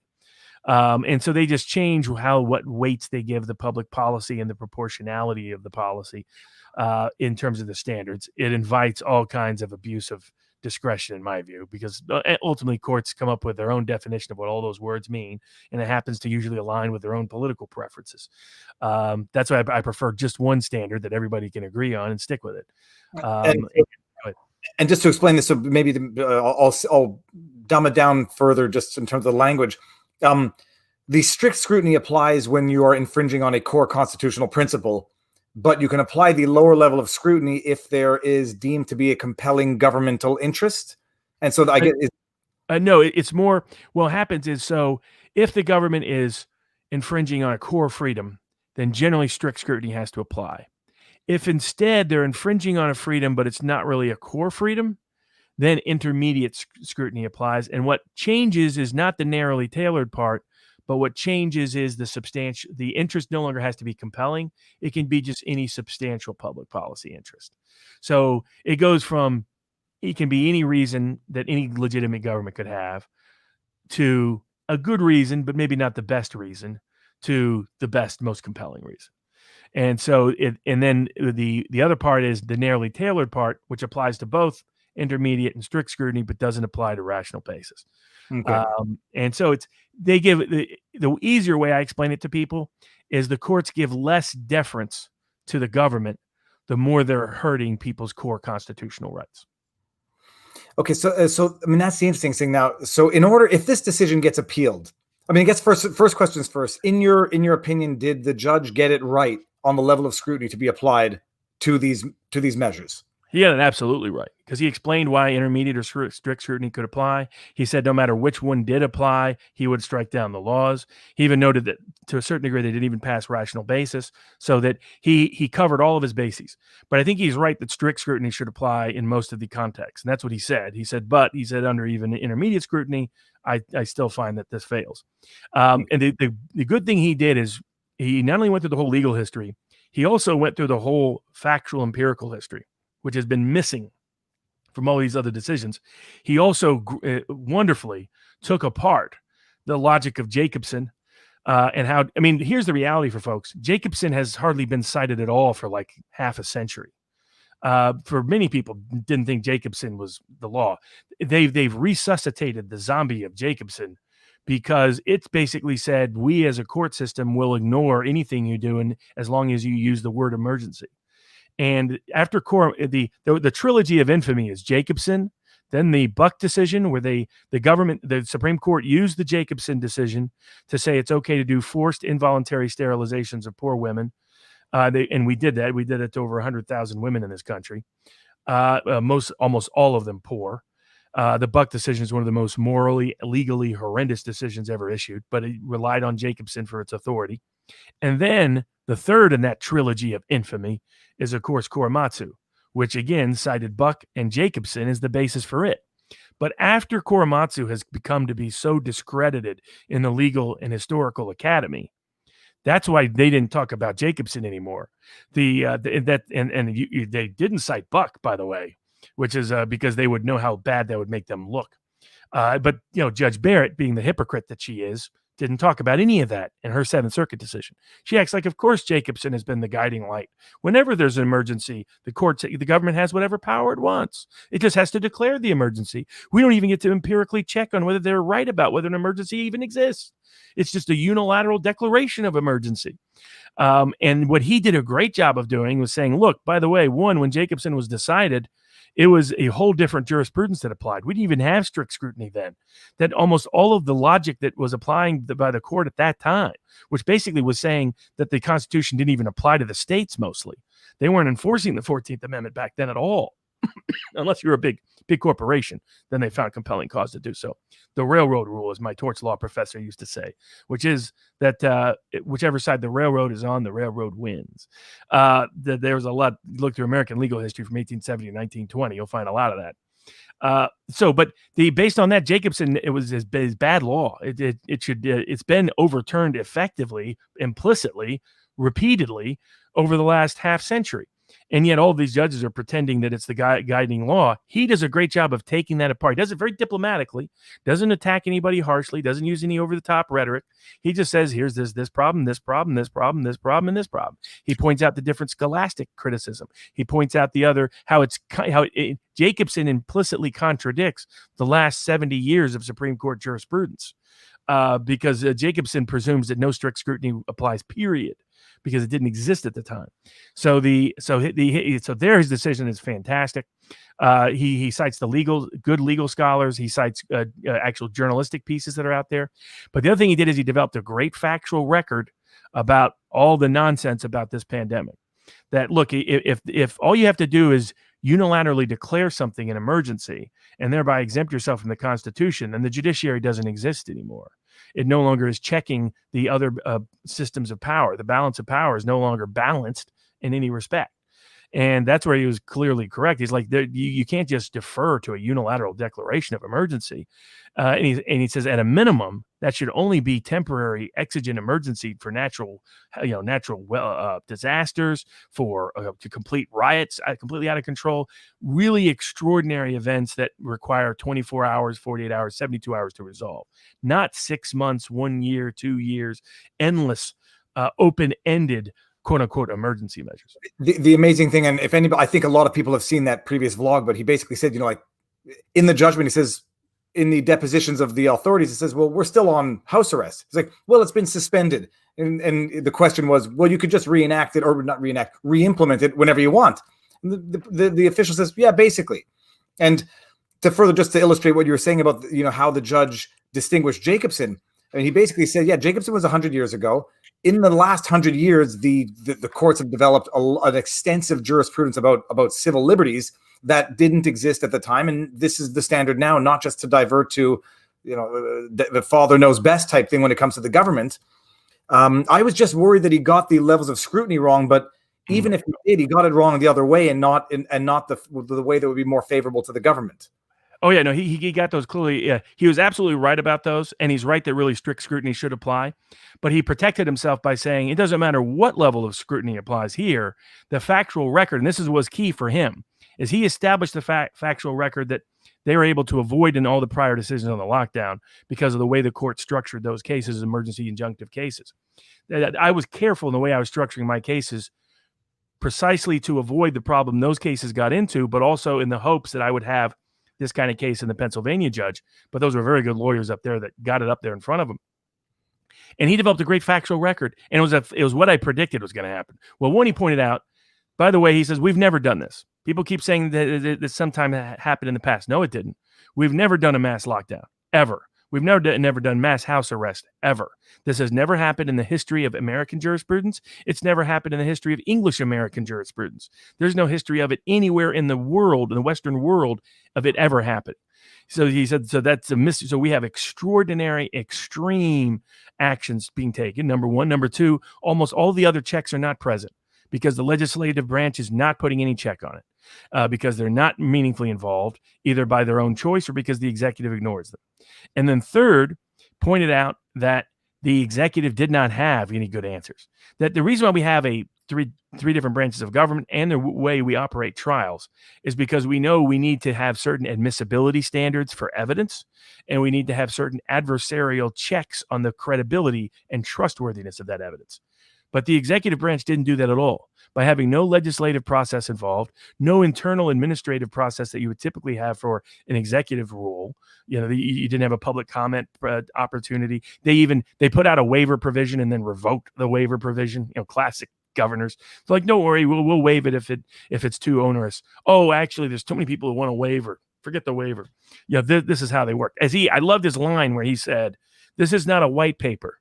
These are people's lives. This is not some theoretical abstract study."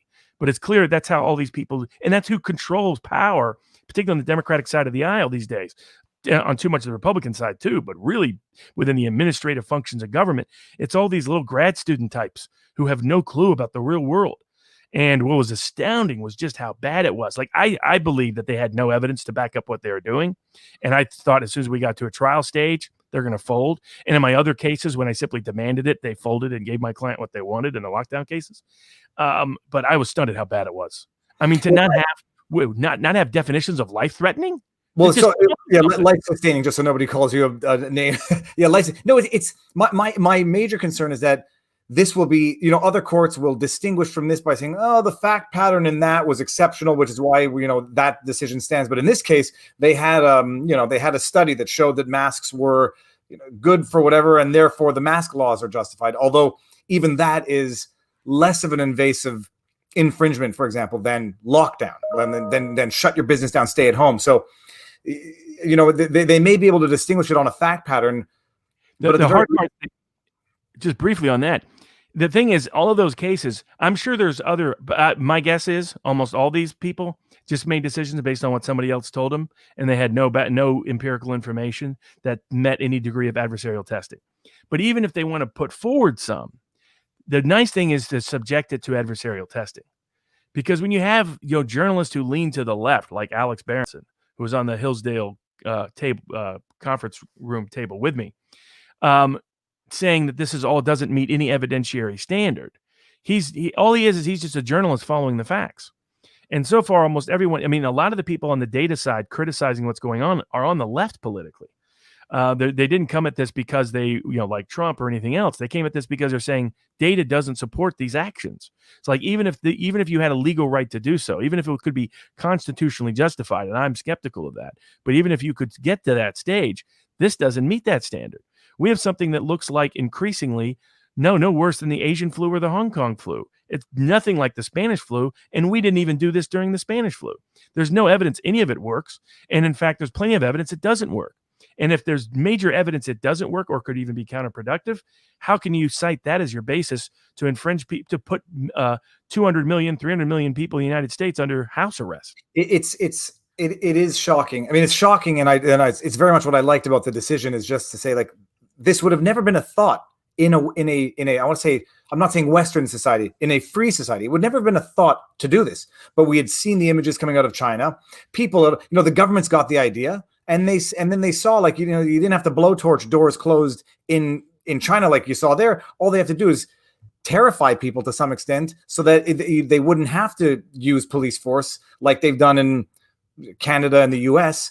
And then, we've seen in Australia, I did a live stream with Avi Yamini. We see what they're doing in Australia where people it's a little bit of both. Terrify them and then come down with brutal police force so that you terrify them even more to respecting all of these lockdown measures.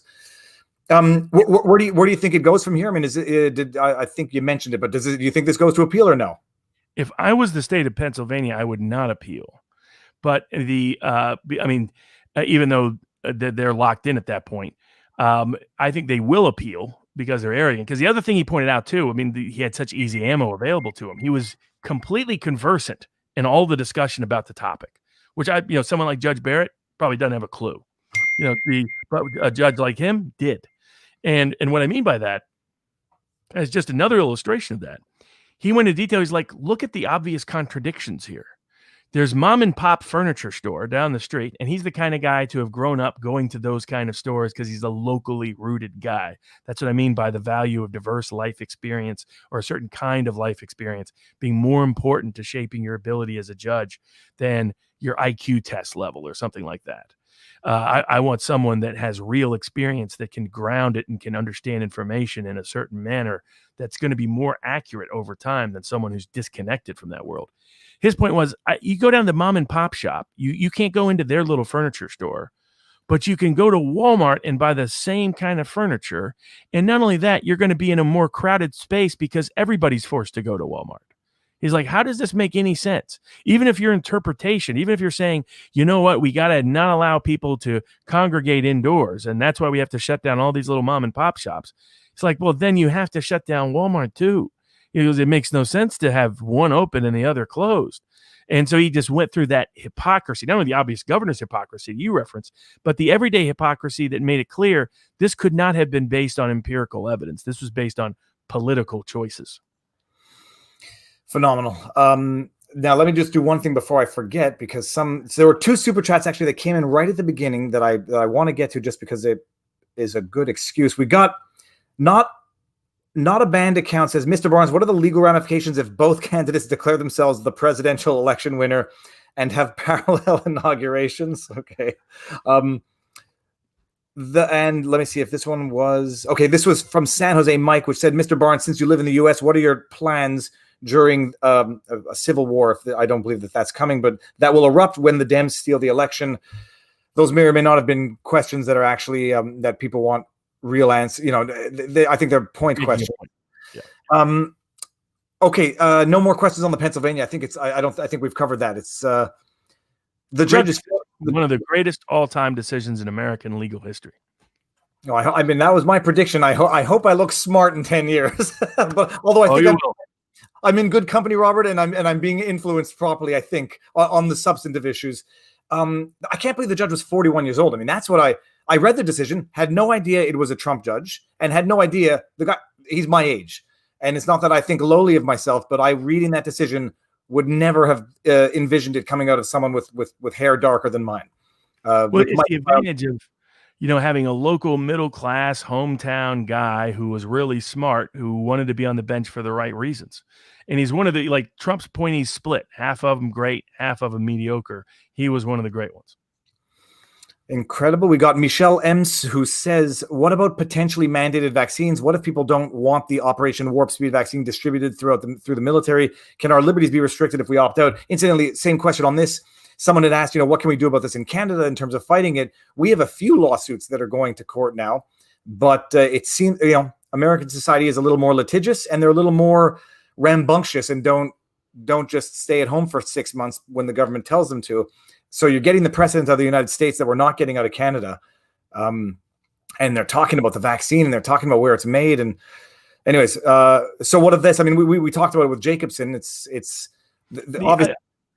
I'm still researching that topic, because I'm looking at how I think on the upside, Trump will not mandate it, because it's not like Trump to mandate it. And he's already made clear he's not going to mandate it. So you won't have a federal mandate. What you may have is a state mandate or an employer mandate. So some states are talking about mandating it, and some employers are talking about mandating it. And depending on whether they're a private or public employer can also make a difference. So I'm taking a look at all the different ways to challenge it and contest it. And it's finding the right test case to bring to challenge and contest it in the right jurisdiction. So the logic, my view, has always been the same. It needs to meet if you couldn't meet the standard of institutionalizing someone, such as clear and convincing evidence that their mental health poses an imminent risk to themselves or others of severe, grave bodily harm, then you shouldn't be able to compel it. I see it as similar to like self-defense. In other words, if you couldn't exercise self-defense in a certain situation, then you can't force a vaccine in that situation.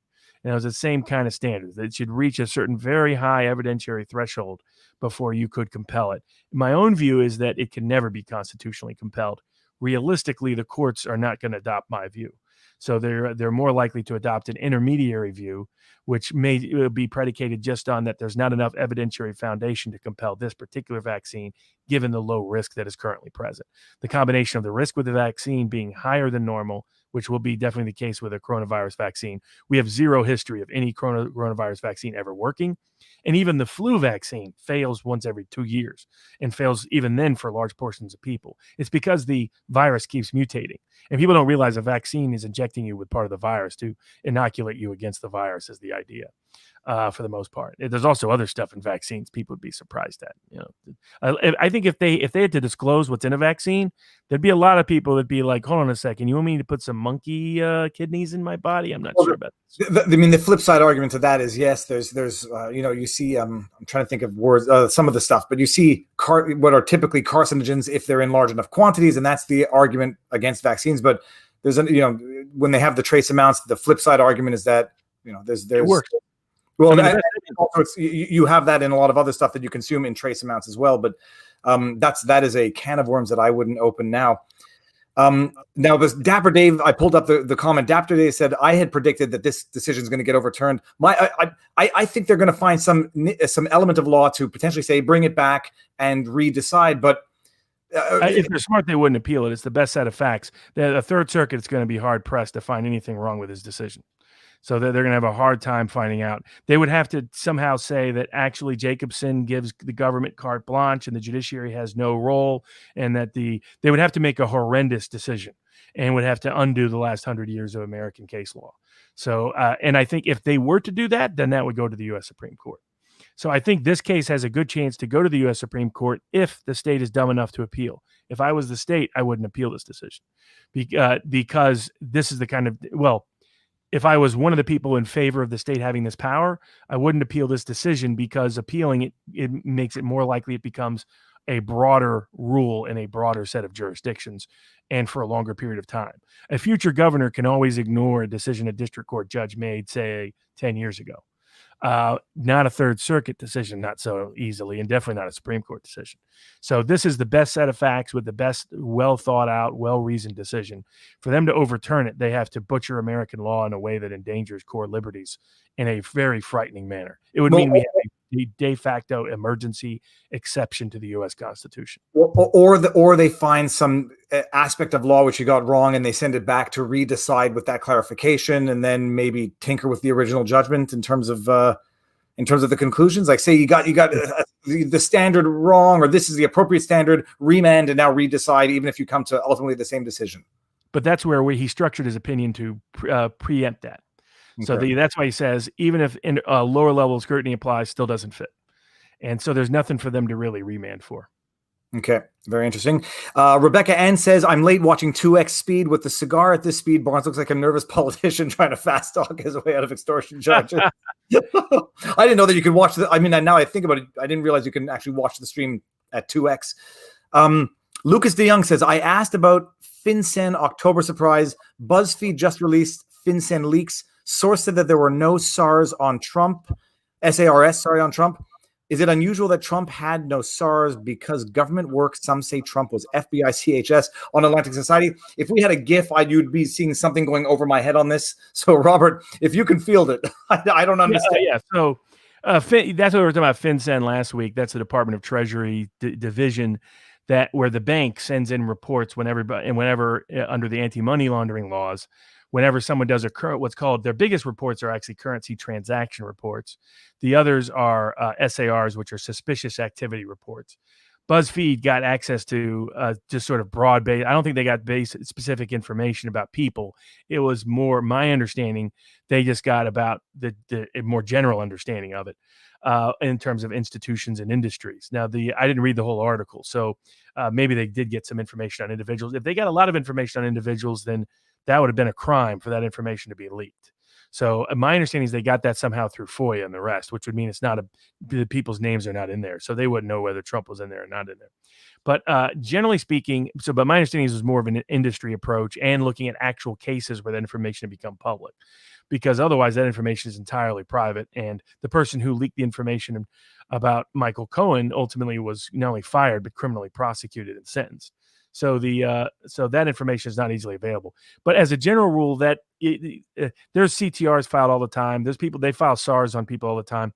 But normally, pretty rare for anyone to have a suspicious activity report. And it would be unless it was political, I would be surprised if anything was ever about Trump as an SAR, because in a suspicious activity report is you think someone's trying to take $20,000 and break it up into 3 transactions at 7,000, 7,000, 6,000, 3 different banks same day, just so there's no currency transaction report printed. Someone like Trump isn't going in and doing $7,000 cash transactions. So there's no reason for any SAR to ever be reported on Trump. So there has been some information out there circulating in parts of the Q community and other places that has speculated on the meaning of FinCEN, that's misunderstanding of it. Mostly what FinCEN captures is, for suspicious activity reports, it's mostly going to be drug dealers, fraudsters, people like that, because most people in Trump's world, they're wiring money back and forth. And if they're doing transactions, if they're going to get cash out, they're either getting small cash or really big cash. They're not trying to get like $9,000 out at or $11,000 at 3 different brands, and they're not going to waste their time with that. So the SARs don't reach big people. So it's unusual. It would be highly unusual for a suspicious activity report to be filed on Trump. They caught the governor in that. The New York governor years ago got trouble. That's how his hooker scandal came undone. He had a suspicious activity report because he was taking out money in funny ways, because he didn't want a CTR report because he was using it to pay the hooker, because somehow he thought the CTR report would tip off the people that he was seeing a hooker, which meant he was not that bright. But they thought he was a rising light in the Democratic Party. Well, clearly not so much. Like CTRs are basic, just more than $10,000 in cash on a given transaction.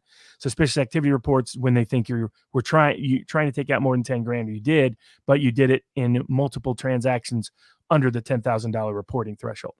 So, by the way, a lot of SARs get printed because the banks don't know what they're doing. So the bank will say, geez, I don't want to fill it. They won't tell you. They're thinking, I don't want to sit here and spend 10 minutes filling out that government report crap. What if you just take out $9,000 and come back later and take out another 6 if you want 15? They do this all the time. There are banks now that do, like here in Vegas, they put a $10,000 limit on a withdrawal. And they do that solely because they don't want to fill out the currency transaction report. But you have to be careful, because if you sometimes somebody else will file an SAR later on, not knowing that it was the bank teller who told you that. So whenever I go in and say, I want the max. Let's say I want a big cash withdrawal. Give me the max, whatever you can let me have. And they'll often say 10 grand. It's like, well, okay, whatever you guys say the max is, but it's on them, not going to be on me, because I have no reason to want to avoid a CTR. But that's what that is. Okay, phenomenal. We're going to run out of time, but let's do. I think we got one that we have to get to. Have you read the Carpe Donktum civil rights lawsuit? I skimmed it, so I think I would need to get you to give me the bigger description. Okay. Oh, I'll give you it's. So for anybody who doesn't know, the parents of the two toddlers in that meme that were running and hugging in the streets, that Carpe Donktum turned into that meme about, don't become a fake news dumpster fire type thing. They're suing in state court Carpe Donktum, Donald Trump, and the Donald Trump campaign for civil rights violations under New York state law. I mean, I read through the lawsuit. It sounds like they're arguing defamation at some point, that they maliciously put out this, doctored video that misrepresented the true nature of the video. That's one thing. They're suing for civil rights violations under Section 50 of the New York Civil Rights Law, which says that if you use a video for advertising or for there was another word I forget, but advertising or say that again. Commercial. Commercial, yeah, there was another word, but advertising without getting the written consent of the parents, it constitutes a civil rights violation and a misdemeanor. What were the other so there are a number of questions I had. I put out a video on it today, but the first question the thing that I noticed is that these parents were already licensing that video through Juke and Media. I don't know the timing of it, but Juke and Media specifically says, for advertising inquiries, come to see us. So the video itself was being licensed for potential advertising by the parents themselves. So as far as I'm concerned, the only issue, it sounds like a licensing issue, not a civil rights issue. But, I see Ethan is coming downstairs to say goodnight. That's good. Good timing. Speaking of kids and videos. So the first question I had, watching this, and you'll know the answer, I think I got something of the answer, is how are they suing Donald Trump personally and the campaign? And what is the law on a state court entertaining a lawsuit of the sitting president? My assumption is, I think Carpe is right that they were probably originally trying a copyright claim, because they're and when we talked about this back when it originally arose, noted that there was no copyright claim that had any legitimate basis under copyright law, because you're allowed to use other video material for the purposes of creating your own art. So the fact that something comes from someone else doesn't dictate whether or not it's a copyright violation. And that's the Sargon case is the ultimate easiest example of that. He's only using someone else's statements from only someone else's video, but to make his own independent statement. And just that fact, that last third fact, made it clear that no copyright claim existed. So my guess is, because they originally threatened a copyright suit, they, I guess, figured out at some juncture that they had no grounds for a compelling copyright claim. And so instead are pursuing other New York legal theories. And I assume that their reason for suing in New York, because here's their problem. Carpe Donktum isn't in New York. So he's not from New York. He doesn't live in New York, any of that. And so given that context, I'm guessing they're suing the Donald Trump campaign because that's their New York nexus. Trump is in New York. And they mentioned that actually specifically. Well, they mentioned it in the jurisdiction part in the intro, but it is a good point. They mentioned that he's from New York.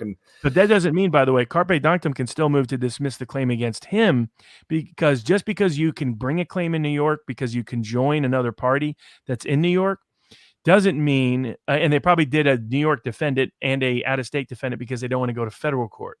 They want to be in state court because the New York state courts are much more friendly, particularly claims like these potentially because they're so political, or can be.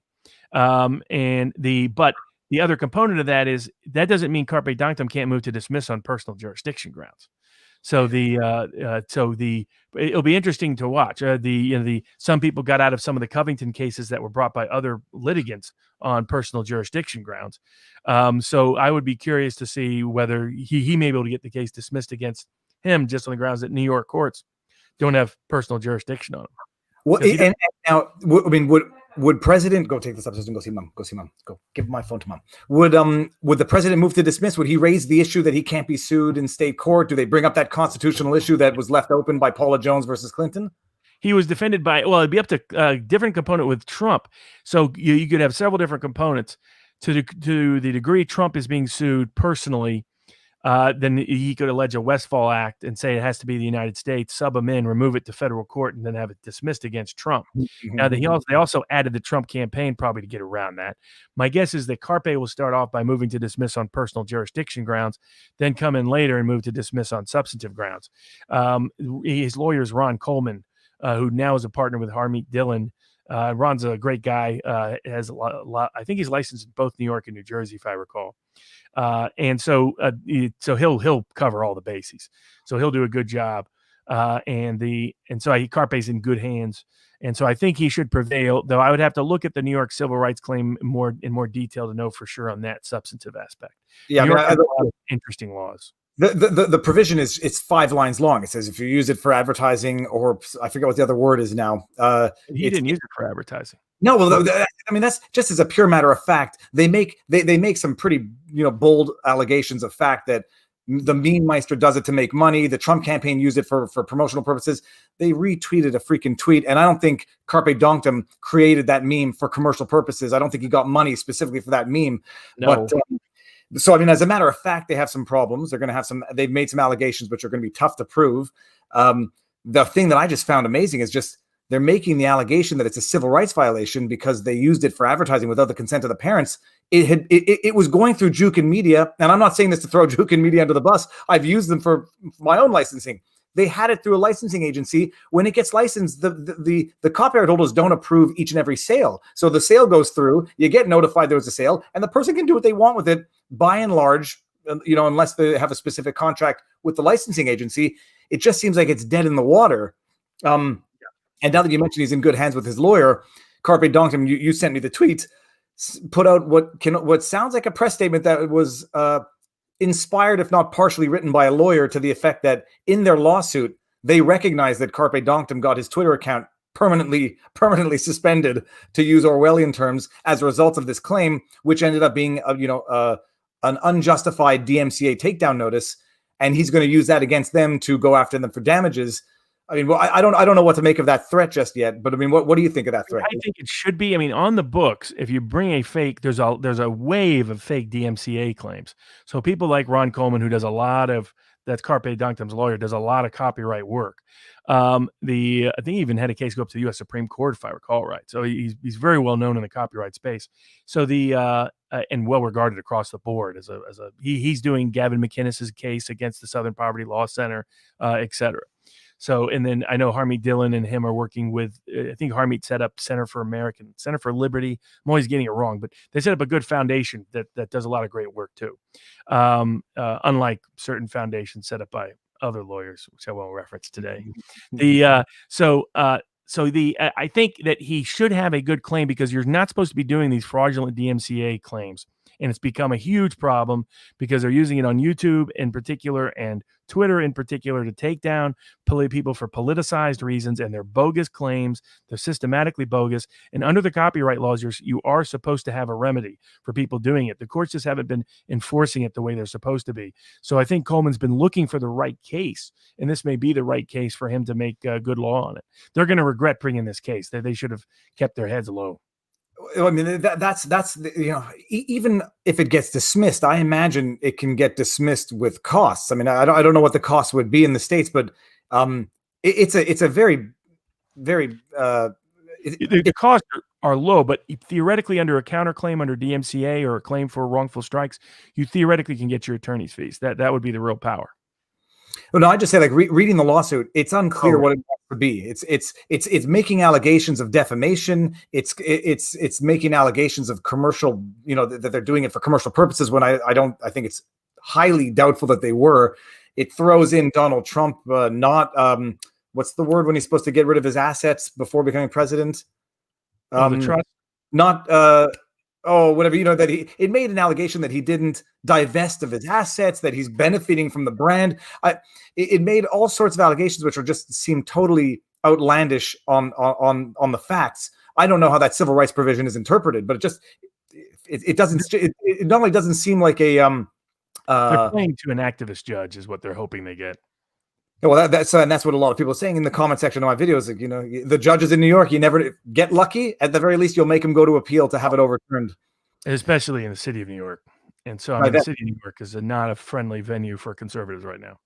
Yeah, we'll see where it goes. But I do think they've opened a can of worms that they're going to fully appreciate. Was not a good can to open up because they have made statements. They're going to be open for discovery at some point as well if it ever gets there. The knife cuts both ways, as we say. The one that I know that I want to talk about because I want to know what you think about it. The kids suspended for the American flag with the thin blue. I think I know of the facts, but I think you might have to explain this, set this one out for us. Sure. So is this on the in honor of 9/11? A couple of kids came out of for their football game, waving the American flag. And they had 2 American flags with them, and they ran on the football field with it or waving it. And apparently they'd been told in advance that they were not supposed to do that. They decided to do it anyway. And so they were apparently suspended for some period of time from the school for doing so. Now, the rule relates to various forms of school dress codes, which I, in fact, plan to utilize to argue you have a constitutional right to dress yourself as you see fit within certain realms, to borrow from the dress code Supreme Court decisions and apply it to a broader right. And there's other scholars who believe that too. And this would ultimately be part of challenging the mask mandates when we have the right case in the right place and the right time to bring. But the people can go back late 1960s. People were wearing black armbands to school to protest the Vietnam War in a conservative or pro-war school district. School district suspended them for doing so. The United States Supreme Court overturned the school decision and said that a school needs to show that kids can dress how they want unless the school shows a substantial interest in a school dress code and that their means of that dress code are related to that substantial interest. Now, some would say it should be narrowly tailored to that substantial interest. There's some differences in terms of how that has been interpreted by the lower courts in the subsequent half century since that decision. But on the same logic of that decision, those kids waving the flag how did them bringing out the flag for the football game interfere with the school somehow substantially? How did it cause some serious problem? Unless you're just going to defer to a group of ideologues on campus. I mean, that I just don't see. If you can wear the armband, that clearly ticked off a lot of kids on campus back then. They had relatives dying in Vietnam, fighting in Vietnam, and these kids were saying they shouldn't be there. If that wasn't sufficient basis for the school to restrict it, I don't see how they could restrict kids waving the flag to honor the dead from 9/11. And I'm not sure if you mentioned it, but as far as I understood, these are children of first responders. Yes, that's my understanding. So what are the ramifications? What's the exposure for the school? I mean, can they file a civil rights suit, and the biggest exposure would be attorney's fees. But the importance would be setting the precedent that schools can't do this. All right, I think it would be a good one. They have. Are you allowed to disclose whether or not anyone has reached out to you? Has there been any discourse, or are they represented now? I don't know, and I don't know whether they're going to sue or not. But obviously, I'd be happy to help them. I would do the case for free up front, and the government can pay me when we win. Okay, very cool. The other thing. Okay, now this is. I think we are going to run out of time. And I think I'm gonna run out of someone with patience because I don't know if you can hear the screaming through the stairs, but I know the children have been bathed because I heard the noises. Last week we talked about the California law, the SB 145, and someone wrote me an email afterwards and said, I think Barnes got it wrong, and because this is what they said that you got it wrong, and I'm not sure if it's true. I think it makes a point is that the 10-year gap, which everyone is up in arms about now, had already existed on the previous law, and all that they were doing was extending the non-requirement to be registered as a sex offender to individuals engaging in oral and the other.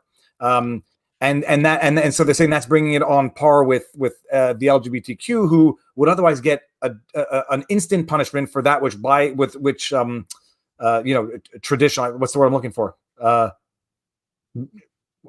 Geez Louise, I lost my word, but standard intercourse would not get punished for. And so the argument where some people said, okay, people are demonizing it by making it look like, it's legalizing sex among people who are separated by 10 years. That was already the case all that it's doing is eliminating or removing mandatory penalties for people who engage in sex in a different way, thus making it, an equal rights issue.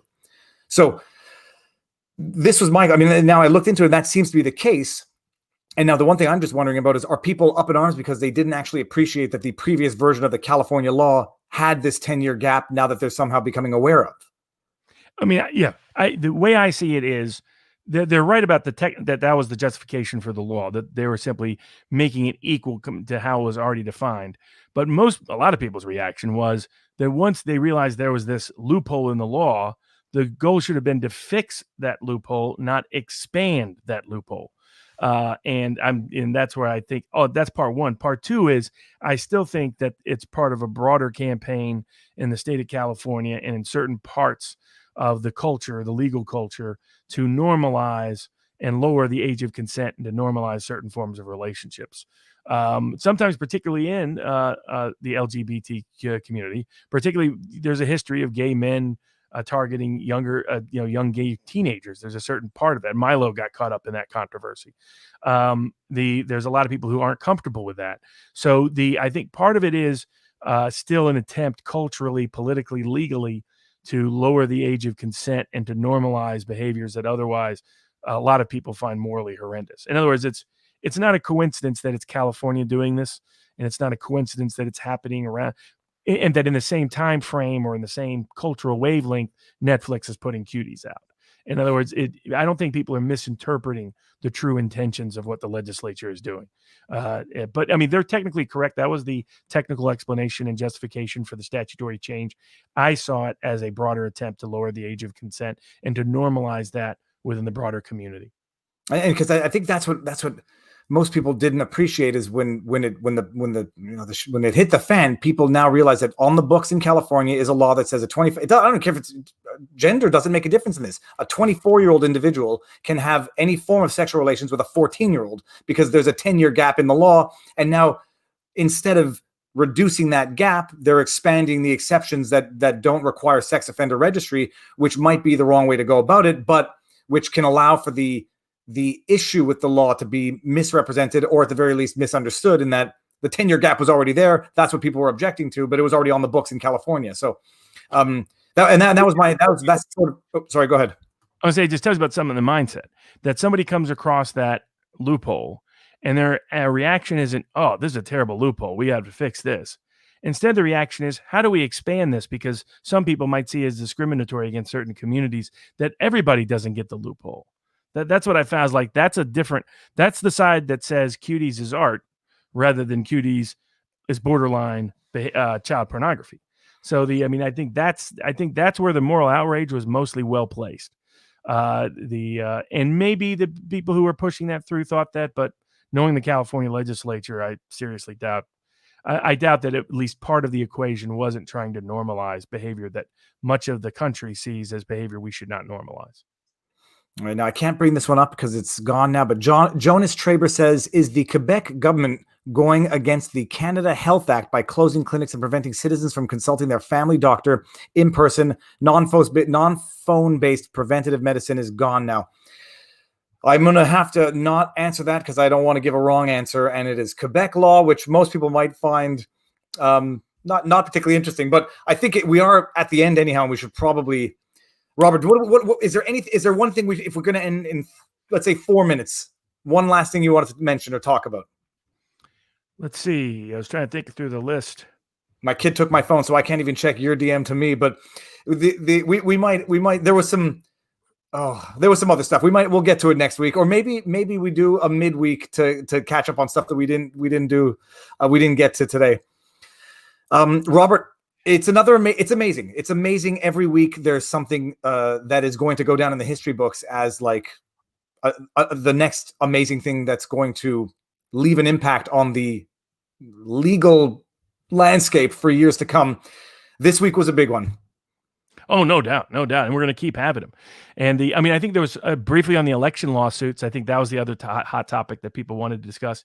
And briefly on Kyle Rittenhouse, a Wisconsin lawyer is involved.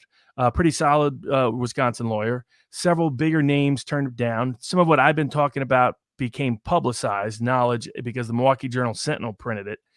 that there's a lot of Wisconsin lawyers that had turned down the case, some top lawyers, because they did not like the way it was being handled by John Pierce and Lynn Wood. Didn't like them monopolizing the funds, didn't like John Pierce's involvement, didn't like a lot of what Wood has been up to, didn't like a lot of what Pierce has been up to. And so Rittenhouse does not have the top tier dream team defense he should have and would have, but for the fact that Lynn Wood refuses to release the funds to the family. And so that continues. Linwood took more shots at me on social media. C'est la vie, part of the course. I don't really care. Lynn seems to think I care about him. I don't. God bless. Hope everything works out for him. My concern is solely Kyle Rittenhouse, and my sole request on behalf of many people has been give the money to the family. The money you raised for Rittenhouse, give to Rittenhouse. Don't have a fraudster scam artist like John Pierce involved, and don't have your own ego involved, which appears to be on a messianic mission and not in a good Blues Brothers way. Oh man, it took a long time to reference a movie. That's the longest. That definitely hit the over. Well, I think on election lawsuits, there's going to be plenty. I think Michigan and Pennsylvania are going to the Supreme Court. There's two big questions: is election day, or is it not? Congress said it passed a law, so election day has to happen on November 3rd, and that's when the election has to happen. How is the election happening on November 3rd if ballots can be returned 2 weeks later, which is what the current law is in Michigan, Pennsylvania, and Nevada currently? So I think that will go up to the U.S. Supreme Court. If Trump gets an appointee before that decision is made, then I believe that will be overturned. The other area that the ballot harvesting, partially allowed in some places, not allowed in other places. There's been a mixed set of decisions, still problematic what's being allowed. In Michigan, you have judges just carving out rules. If people go to People's Pundit tomorrow, Monday, we'll be talking about it. There's a reason they're doing all this. It's because the polls show a dead heat functionally in the Midwest. So they know the only way they're going to win is to get a bunch of people who say they don't want to vote in the polls to somehow vote. And ballot harvesting allows that to happen. Attorney General Barr had very good comments about that at the Hillsdale discussion that we were both at. And what he pointed out is there's no better invitation for ballot fraud than mail-in balloting with ballot harvesting combined with it. And that's what President Jimmy Carter said in 2009, something to that same effect. So, but that litigation is going to go all the way up to the U.S. Supremes. There's going to be, and everybody should be buckled down for the kind of litigation coming on Election Day, because it's going to get crazy. People should go back and watch the Bush v. Gore movies. It's going to be Bush v. Gore on steroids. Now, Rain Silver Splash, we talked about the California mag bans. If it wasn't last week, it was the week before. So go check that out. I missed someone's super chat, and I forgot the name of the I'm sorry. There's a little bit. I put the slow mode on, and it's still a lot to keep up with while we do this live. Yeah, this is great. I mean, look, we'll get to whatever we didn't get to. If it's not next week, maybe we do a midweek stream. But either way, I mean, we can only cover so much in 2.5 hours before I get into trouble. All right, everybody, thank you very much for tuning in. I will put this on the podcast tomorrow, post some highlights. Thank you all for the support, for the comments, for the questions, and we will see you next week. Have a good week. Robert, thank you very much. As always, amazing as always. Stick around. We'll say our proper goodbyes. Everybody, have a good evening.